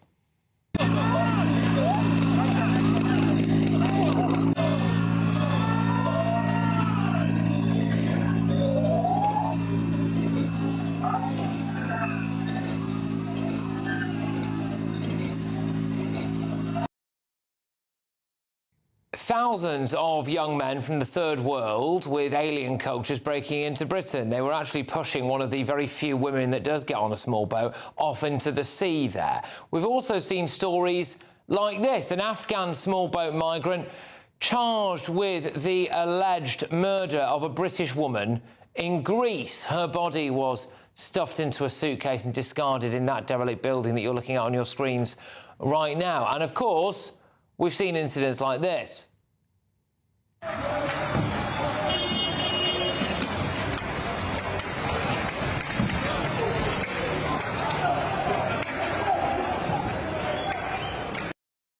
Tens of thousands of illegals storming into the EU, and they have a desire to travel through Europe. This was the huge myth that everyone was talking about before. Oh, it's all right, don't worry, they just want to stay in Ceuta, or they just want to stay in Spain. We know that that's not true because they actually told us.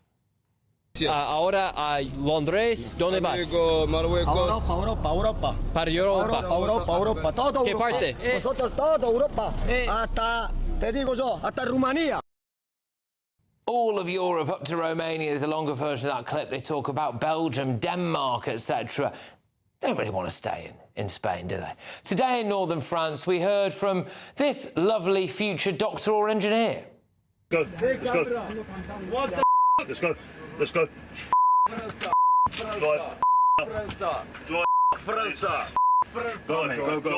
Drive. Drive. En route now, Jay. Thanks, mate. Yes, absolutely. Fantastic. Welcome him in with open arms. And a boat today with about 150 migrants on it set on fire in the Channel. And Border Force went to help. And then they miraculously managed to return all of those illegal migrants back to France. So it just shows you, doesn't it? It can be done, can't it?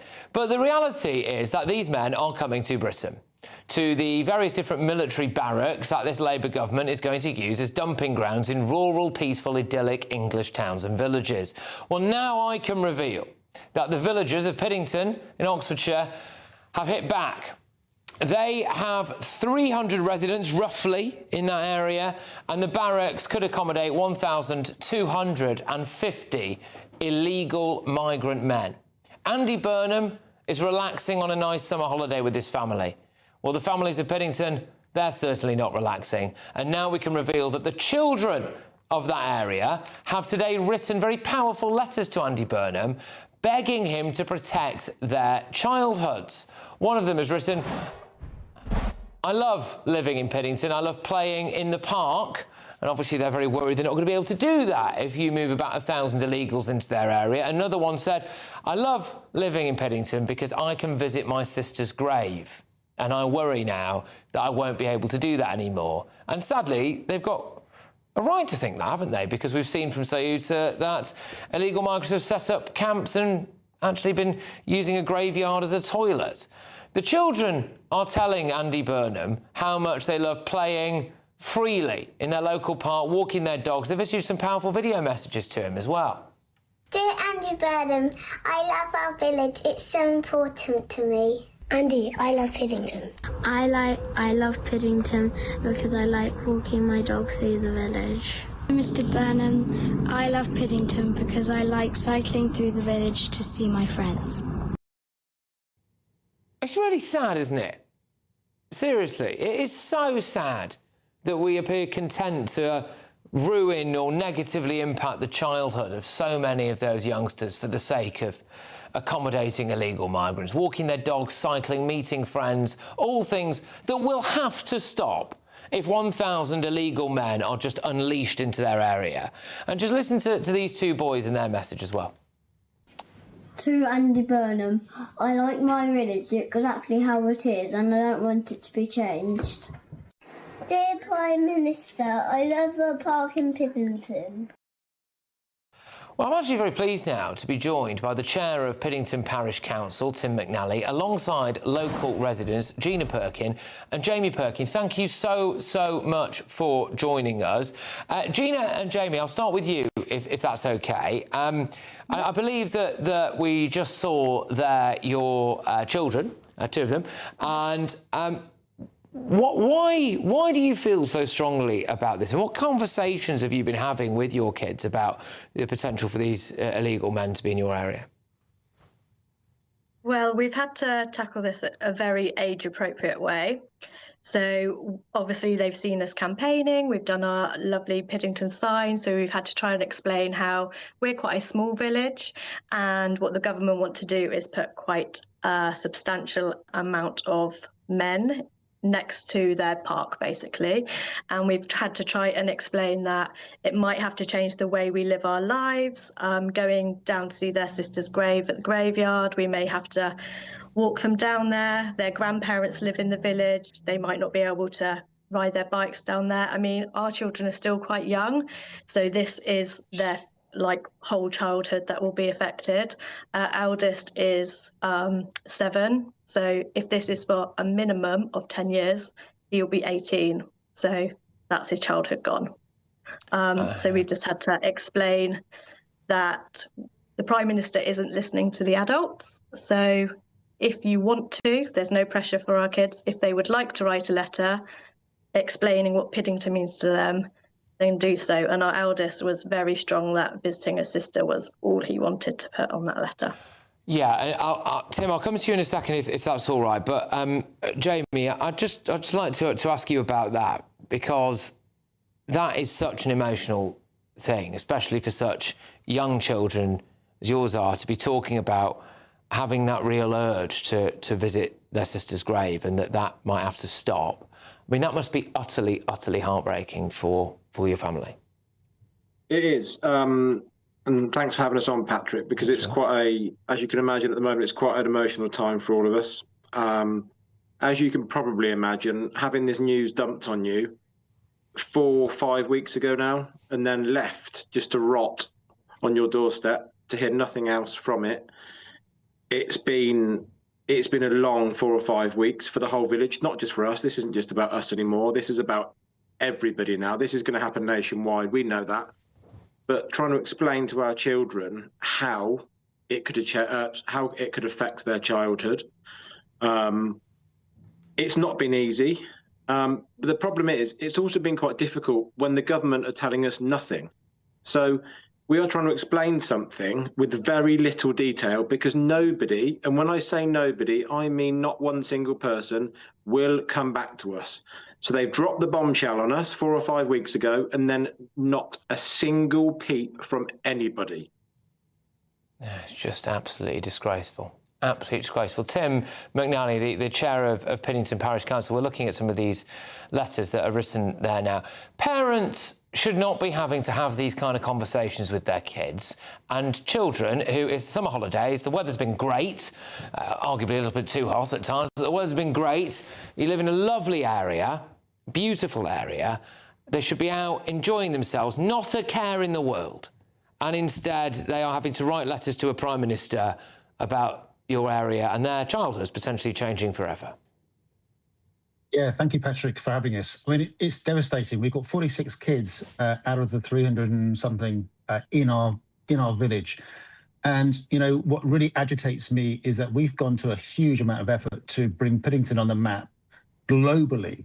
Piddington is known across the world. Elon Musk, John Cleese, Donald Trump, they all know about Piddington and what Piddington means and what's going on here in Piddington.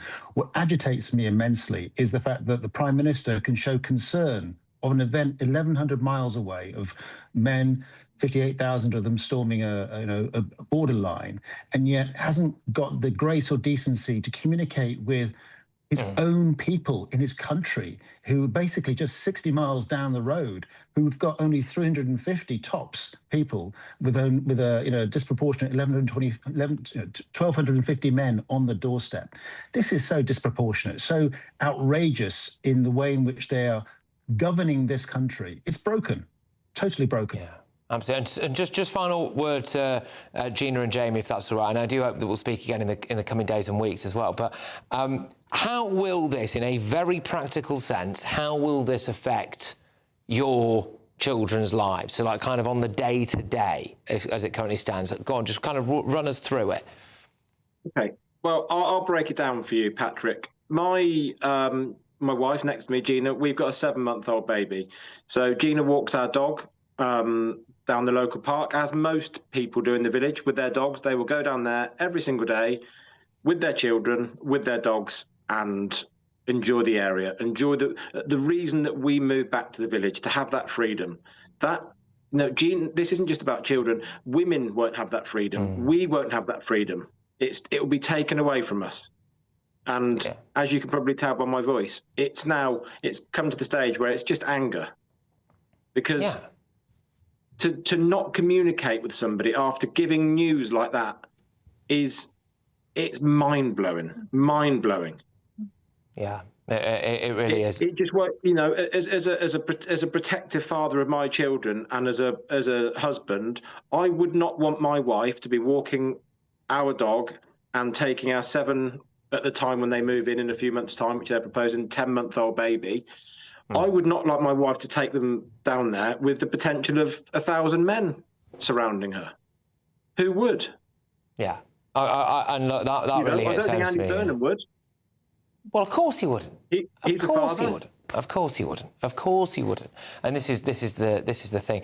Look, I want to thank you very, very much for providing us as well with that video and those letters, and also for coming on and taking the time this evening.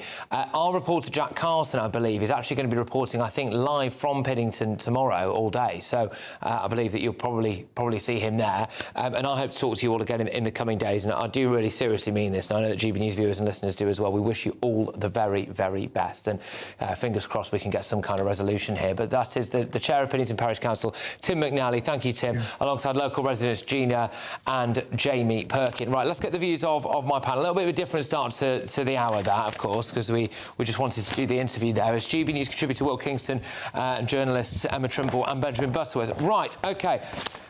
Pretty powerful stuff, that, Will, I think. Patrick, the thought that just kept going through my mind watching that was, this is just so incredibly unfair. It's the great irony, because Labor brands themselves as the party of fairness, and yet this is so incredibly unfair. It's unfair on the kids that they can't go to the playground and feel safe. It's unfair on their parents that their house valuations are going to plummet. It's unfair on every single person in that town that their lives and expectations are changed so dramatically. And a tip for the parties of the right in this country: reclaim that word fairness. Because Labor are not the party of fairness anymore. They are the party of cruelty. And if you want to get ahead now on the right, you should say, you know what, we are being fair for the British people, because this isn't fair. I just don't think that there can be any justification for what they're doing there. No, but there's no justification for what they're inflicting on the country as a whole. I mean, you used the word cruelty and unfairness, and I think it's both of those things. Because what we're seeing in Piddington is a microcosm of what is happening to the country overall. It's what it will happen in small areas at first, but as more and more people come, and we have to look to house these people. I mean, what's so unfair about what's happening in Piddington partly is that this is a couple of hundred people, 250 adults, and they're talking about putting well over 1,000 migrants in that area. I think the mother there put it perfectly when she said, you know, this is her child's entire childhood. This will completely transform the area.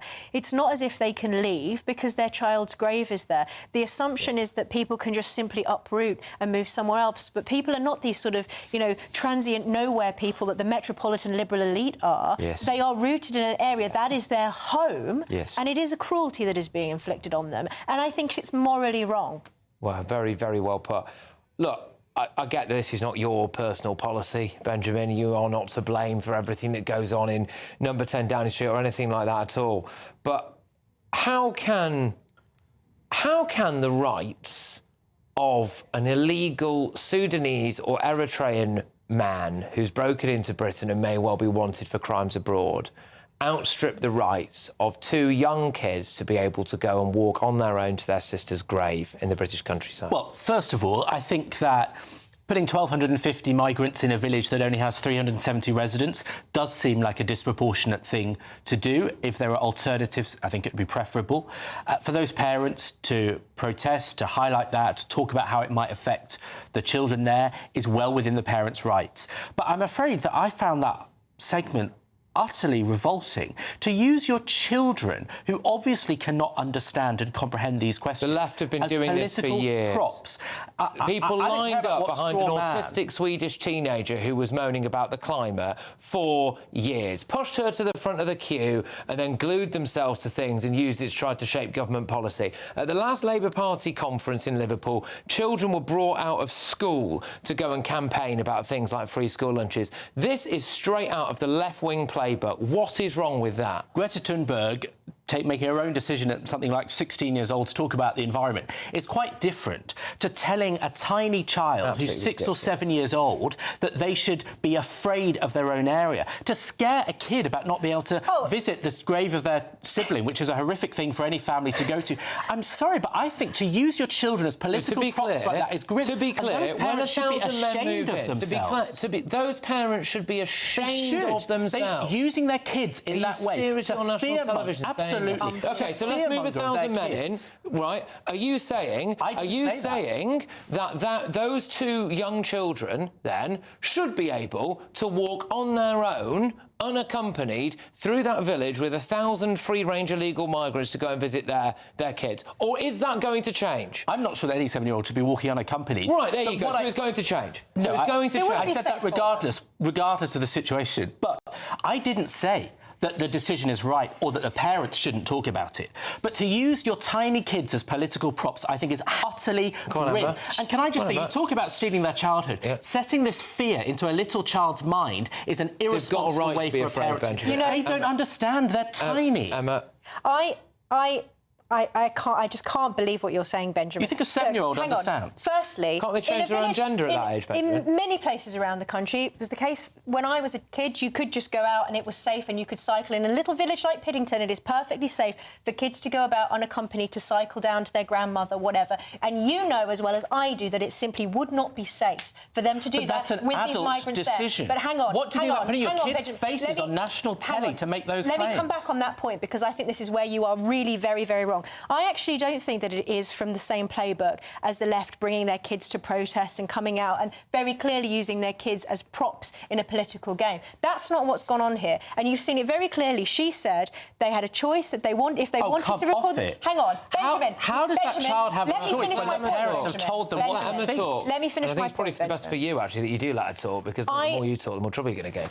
This is going to directly affect these child's lives, and they are begging, pleading to the Prime Minister, please do not take our childhood away from us. Do not change our area. Those parents are terrifying those children by putting these ideas in their head. When a 7-year-old they are telling them, as she said, they are telling them in an age-appropriate way what to expect and how their area is going to change, because it is going to change. I think it shows parents who feel like they've got no other recourse. They're desperate, and when you're desperate, again, I have some sympathy for what Benjamin is saying, to the extent that I would rather have kids not involved in politics, but I feel that in this case the government is not listening and the parents feel like they've got no other option. Yeah, absolutely. And look, again, I'll say, you know, I think it's going to be seriously seriously rich for people on the left to say that they should not be involving children in politics, you know, when there's the same left that have been saying for ages that children are able to consent to having gender reassignment surgery from the age of 4 or whatever, and all of this stuff. Are you really saying that those children don't understand the idea that they're not going to be safe if 1,000 unaccompanied men are swarming around the local graveyard? It's ridiculous. Government spokesperson said the concerns of communities are central in our immigration reforms, which is why we are working with local authorities and others to make the system fairer by housing asylum seekers in basic accommodation, including ex-military sites. 5 military sites are either in use or being explored. We have already seen results. The population of asylum seekers in hotels has fallen by 35% in the last year and by 63% from its peak of 56,000 in 2023. Overall asylum costs have already fallen by nearly £1 billion since the general election. It'll be interesting to see if Andy Burnham responds from his sunbed as to what those poor children have said to him tonight. Anyway, before that, we are going to talk about a rather extraordinary thing that happened in the Channel today, and that really is saying something. Was there a great white shark? That's next.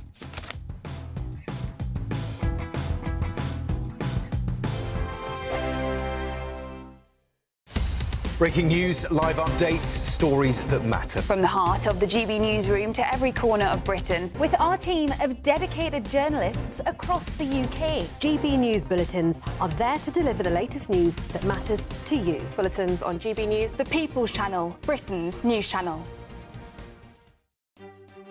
Some people enjoy lazy Sunday mornings, but not me. What's the truth of the matter? So that's a very live question. Would you support him if he waters down these plans? Before the spin sets in, I'll be getting to the truth. This is personal. No soft questions, no easy answers. It's one thing if the state has rules in this country. It's another thing whether the police and others actually police them. Setting the agenda and holding those in power to account. You can't really blame her if the system is set up this way. You will not want to miss it, trust me.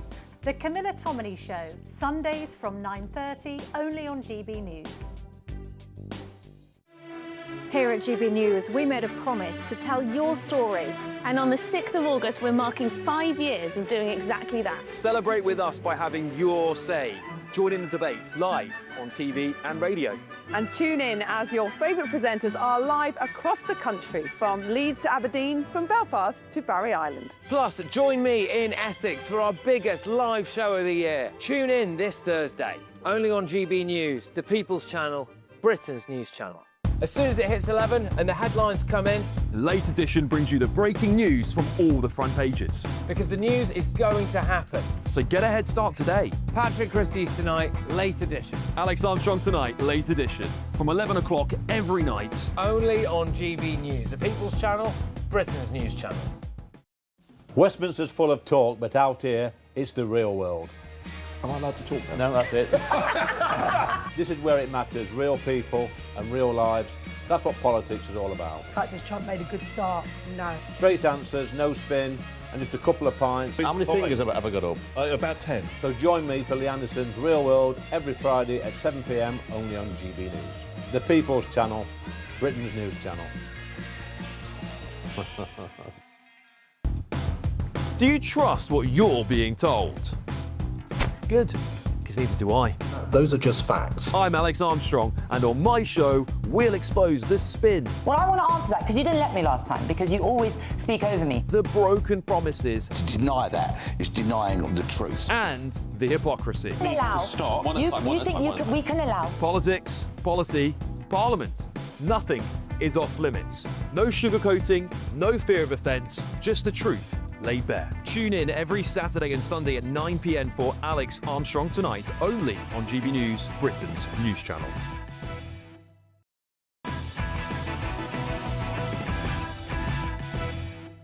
OK, well, welcome back. We're used to reporting on some strange goings-on in the English Channel, but, well, what about this?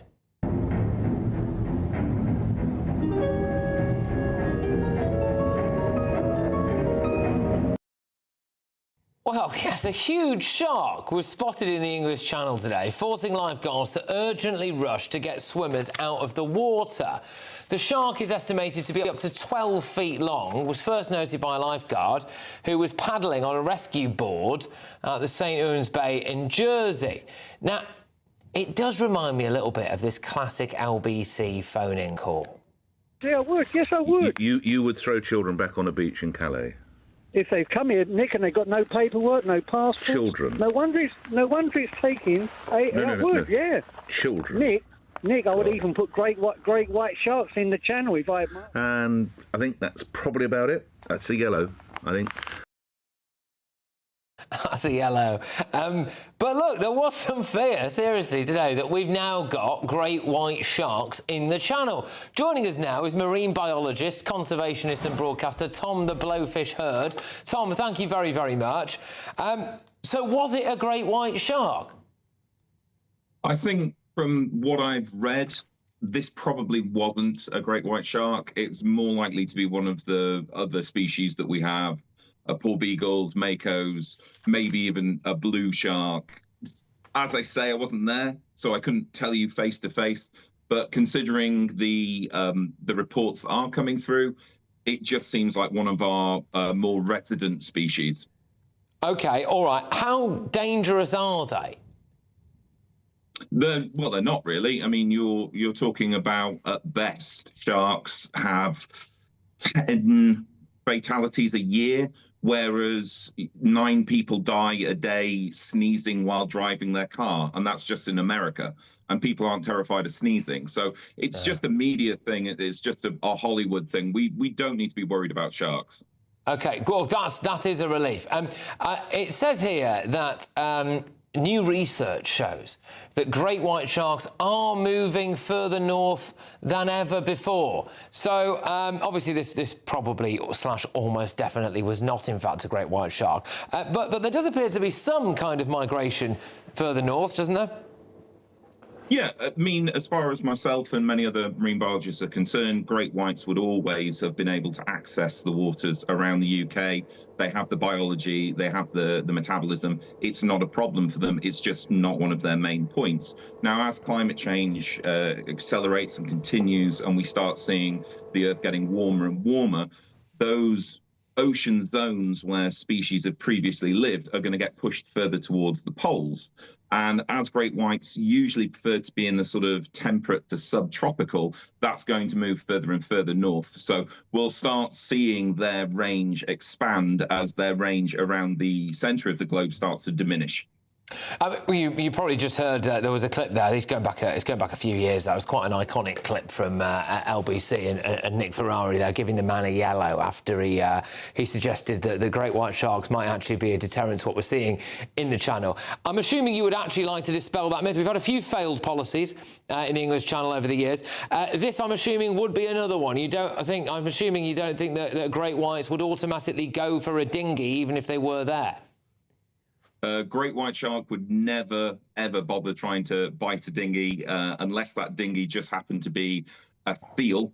And dinghies aren't seals. So I think people are going to be pretty safe there, and good luck with the crossing. So it would, yes, it would not, of all the different policies, which over the years have, by the way, included things like a giant wave machine, the great whites we can chalk that up on the list of things that would not work. So thank you very much, Tom. It's incredible to have you. Oh, by the way, sorry, Tom, final question. If it turns out that we do have great white sharks in the channel, will you happily go swimming with them? Yeah, absolutely, 1000%. Sign me up. I just love this. I just love this. You're one of those marine biologists who is perfectly willing to do something that I think is absolutely insane. I knew you'd say that. Marine biologist, conservationist and broadcaster Tom the Blowfish Hurd. Well done, mate. Thank you very, very much. Right, OK. Well, look, that's put that one to bed, hasn't it? Time now, though, for the Great British Giveaway. Here's how you can be in it to win it. Welcome to Orla Santi by Domes Resorts, where we're celebrating a golden summer. And you could be enjoying a golden year with an incredible £60,000 to be won. That's tax-free cash that you'll get to spend on anything you like. What would you do with it? You could relax knowing that we've got those day-to-day financial pressures sorted. Or find yourself celebrating in the lap of five-star luxury, somewhere like here, the Spritzeria. Plus, we'll give you a fine gold bullion bar worth over £5,000 that you can keep or gift to a loved one. Don't miss your chance to win over £65,000 worth of prizes. For a chance to win £60,000 in tax-free cash and a real gold bar, text GOLD to 63225. One entry costs £2.50 plus one standard network rate message. Or text BONUS to 63225. 5 entries cost £5 plus one standard network rate message. Go to gbnews.com/win. Entry start at £2.50. Call 0903 686 3232. Calls cost £2.50 plus your network access charge. Or post your name and number to GB22 PO Box 8690 Derby DE1 9TT. UK only. Entrance must be 18 or over. Lines close at 4 p.m. on the 21st of August. This is a network giveaway. Entries will be pooled. Please check the closing time if listening or watching on demand. Good luck.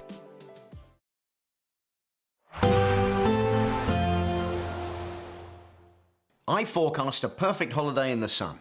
Weather looking good then? For sure, and no worries about our travel insurance. All Clear Travel Insurance sponsors GB News Travel Destinations Forecast. The heat is building and intensifying across central and eastern parts of Europe through the next few days. Fine for many parts of Europe, but the risk of thunderstorms for the Alps and a few scattered elsewhere in many parts. I think for the Canary Islands, mostly dry with sunny spells and feeling hot here. 1 or 2 showers and thunderstorms for northern and eastern parts of Spain, otherwise hot sunshine. But the temperatures across Italy into Croatia, more especially into Hungary and Bulgaria, really quite high for the time of year, up into the high 30s. All Clear Travel Insurance sponsors GB News Travel Destinations Forecast.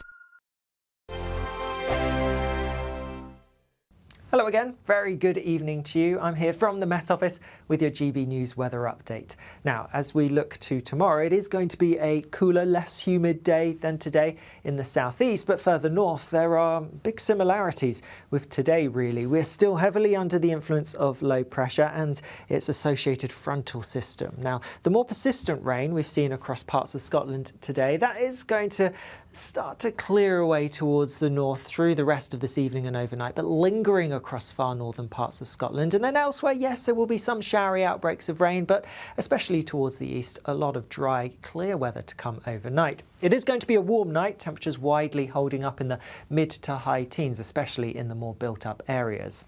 First thing tomorrow, a wet start across the far north of Scotland then, and that rain is going to edge further south and eastwards through the day, but central southern parts of Scotland actually having a largely dry start, not totally dry, there will be some rain around. Across western parts of Northern Ireland, pretty wet first thing here, and that rain also pushing further southeastwards through the day. And then for England and Wales, some outbreaks of rain, mainly towards the west, central eastern parts, starting the day largely dry, and there will be some sunshine around. We're going to see more sunshine building across parts of the southeast, in particularly through into tomorrow afternoon. Cloudier further north and west, further rain to come. Worth bearing in mind across some parts of Scotland, the rain could turn quite heavy and thundery, particularly across central and eastern areas.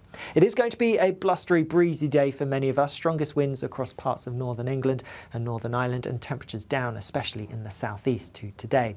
On to Thursday, and there will be some showery rain, not a huge amount. It's not looking as heavy, not as thundery as some of the downpours that we've seen across some northern areas through today. And in the south, it's staying dry, and actually here it's going to stay dry through the rest of the week and into the weekend, with temperatures a bit lower than they have been recently, but perhaps picking up again by Saturday. From cold mornings to warm family brunches, from football to tennis in the car, in the kitchen, GB News Breakfast is there with the stories you need and the conversations that matter. Anyway, let's talk business. Well, it has been a historic night in British politics. It's astonishing, isn't it? We're here again to start your day just right. GB News Breakfast. Every morning from 6 a.m. Only on GB News. Britain's news channel. You want to know what's really going on in the corridors of power? Labour don't know what to do with you half the time, and that makes you quite lethal in the chamber. Get behind the headlines with Chopper's Political Podcast. Join me, Christopher Hope, as I sit down with the great and the good of British politics. We'll see where this ruling takes us. These are the stories shaping our nation. Chopper's Political Podcast, available now on all platforms. Listen in and stay ahead.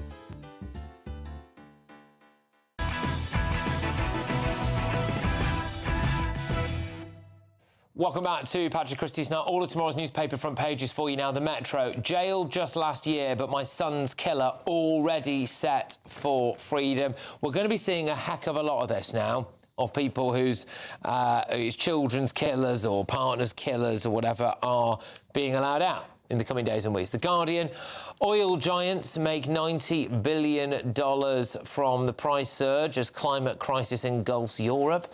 The Daily Express, how many more lives will you risk by doing nothing? And this is a story in relation to the migrant boat that set on fire and then sunk in the Channel today, picked up, or helped out at least, by Border Force, and then returned to France, which just show it can be done, doesn't it? But the iPaper, private firms may face a ban on profiteering to make care homes cheaper. And check this out from The Sun. It looks like Andy Burnham has only been in the job for 15 days before swanning off on holiday. He's lost the police. Quite a remarkable story, this. Andy Burnham is facing being taken to court by furious police officers for failing to halt the early release of two of hero PC Andrew Harper's killers. A Police Federation chief has revealed that they are poised to take legal action unless Andy Burnham reverses the decision. Let's just settle on that for a second, I think, actually.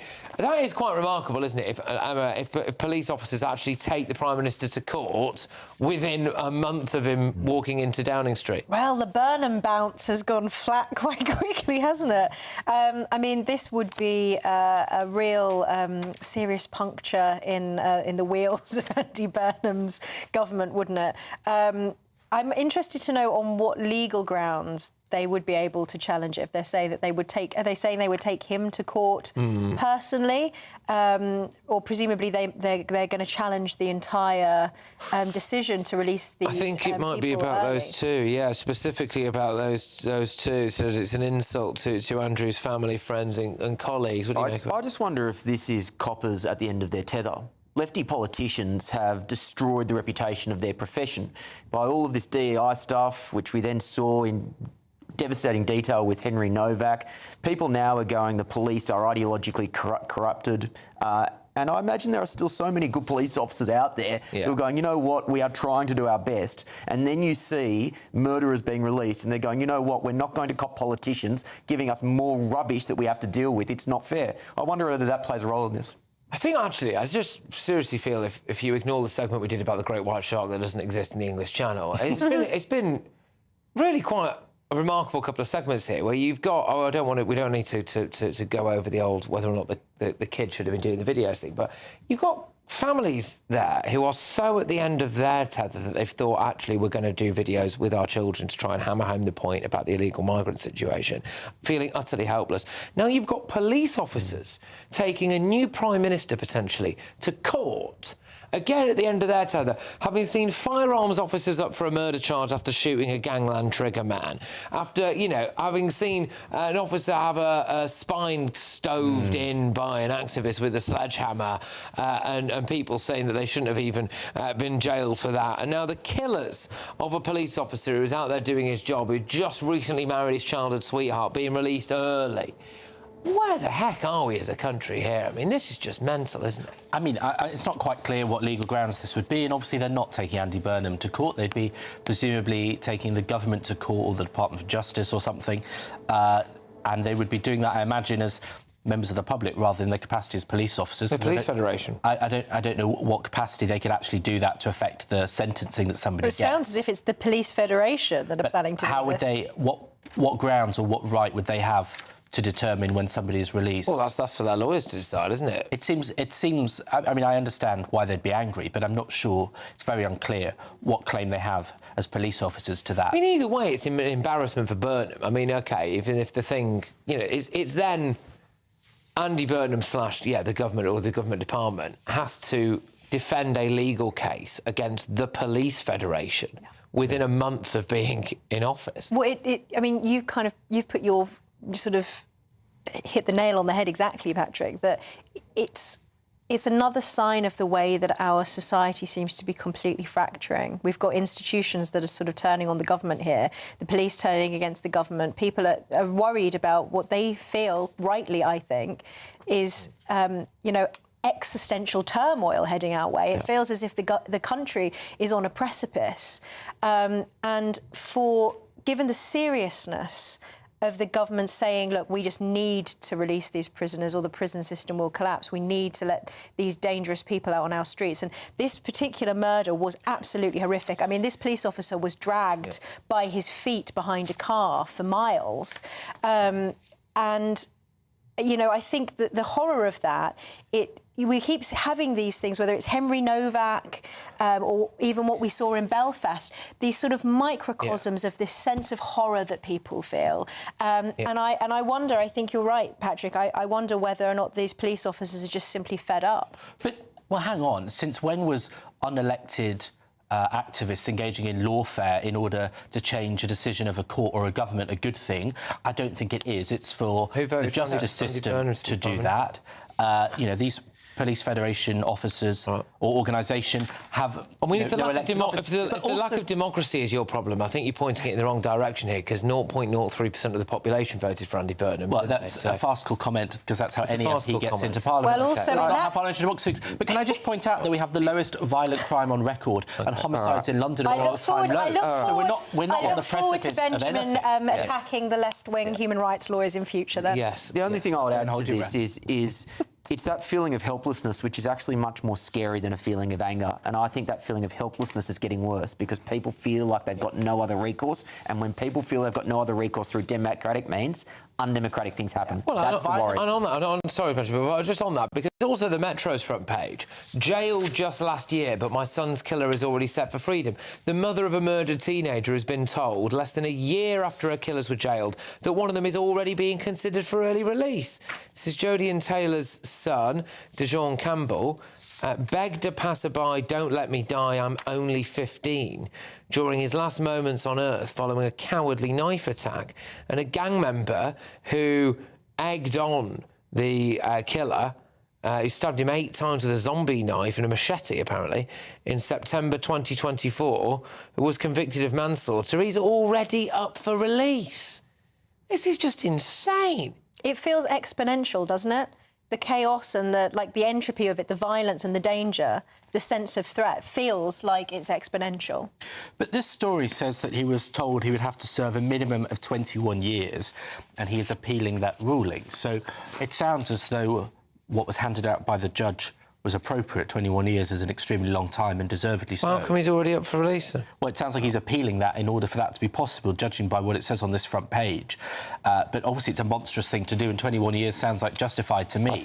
I think doesn't sound like long enough. Yeah, I think the death penalty sounds justified in that instance, which I think about 50 to 55% of the population now support. I actually think a conversation around the death penalty would be a worthwhile public debate to have. Well, I actually do think that there will be at least one party that puts that on the manifesto at the next general election. Yep, definitely. Yep.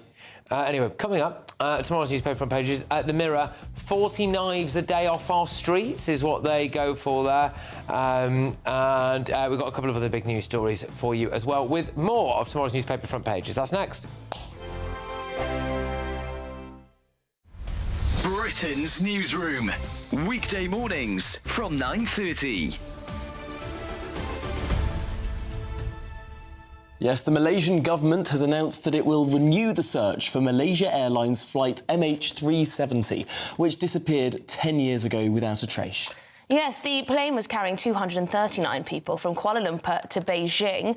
Previous attempts to locate the plane have all failed, leaving the families of those on board without any kind of closure. Well, for more on this, let's speak to Terry Tozer, a former airline pilot and author of Confessions of an Airline Pilot, Why Planes Crash. Terry, you sound like the perfect man to talk to about this, because this is perhaps the biggest aviation mystery of our modern age. Yeah, it is, and obviously a great tragedy as well. It's good to know that they're going to have another crack at trying to find it. GB News, the People's Channel. This is GB News, Britain's news channel. This is just health and safety gone mad. It's not the role of public authorities to be telling people what's for their best interest. And the reality is it's probably better to take the chance of a tree branch falling on you than going out in the sun and getting sun getting burnt in the sun. But the reality is, the reason why these councils are saying you've got to stay out of underneath the trees is they don't want anybody to get struck by a branch which they have a liability to, whilst they don't have a liability for anybody getting sunburnt. So it's all to do with public liability. I mean, if you look at East Cheshire Council, for example, in 2024, they had to pay out £500,000 because a branch fell on somebody. GB News, the People's Channel. This is GB News, Britain's news channel. In my hand, I have a colander. I have a piece of paper. Yes, there you have one too. So I'm going to run it so you can see me. So I think what you do is you shine, you indicate, you tell me what to do, and I'll do it for you.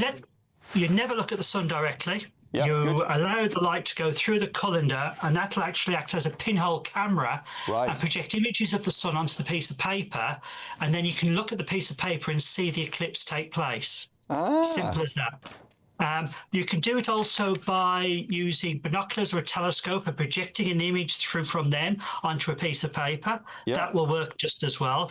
Or get a bucket of water, let it settle, and look in the bucket of water, and you'll see the image of the sun in the water, and then you can observe the eclipse that way. GB News, the People's Channel.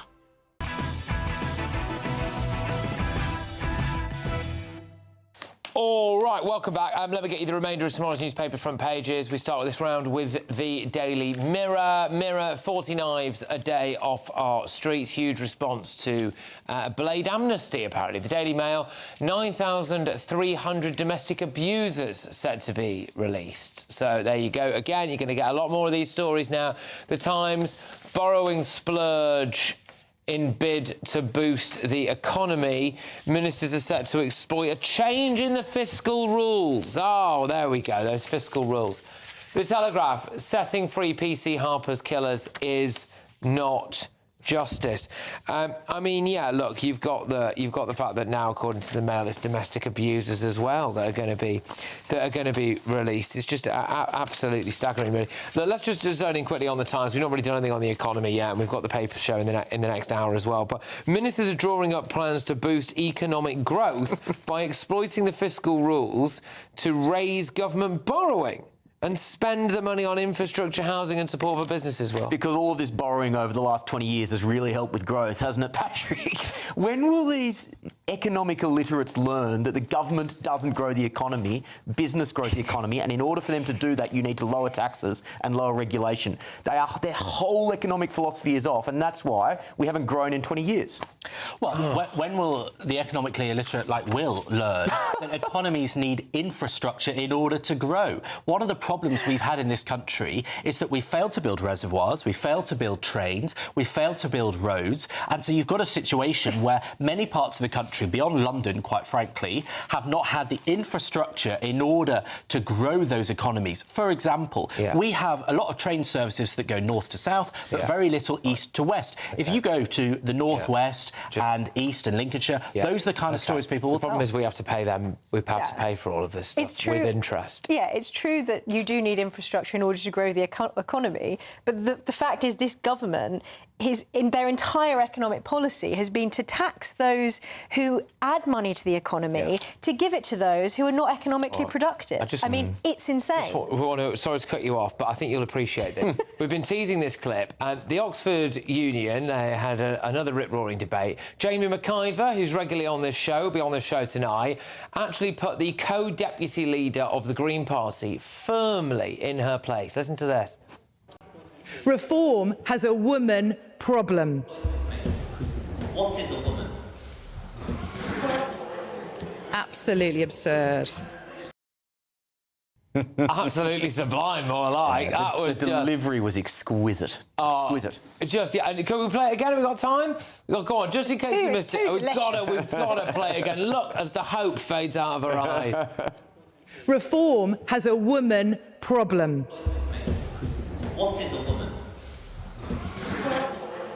Absolutely absurd.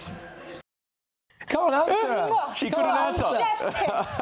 Cannot answer. I mean, it's just absolutely hilarious. Legend. Benjamin, you're not happy. You're not happy with that. Look, he's seething. Seething. What's a woman, Benjamin? I'm not seething, but I mean, I think Go on, reform does have a woman problem, and I think they should answer that before. Benjamin, what is a woman? You are a woman, Emma. I am. And what else? I'm informed. I am just I am a woman. They can't say it, can they? They cannot say it. It's unbelievable. I asked the question, Emma is a woman. Is a woman a biological That's an example. female? There's a for God's sake, there's a biological woman, and there are people that self-identify. Well, you're very lucky the show's over. You're very lucky the show's over. We've got another hour to do all the papers and indeed grill Benjamin on what a woman is.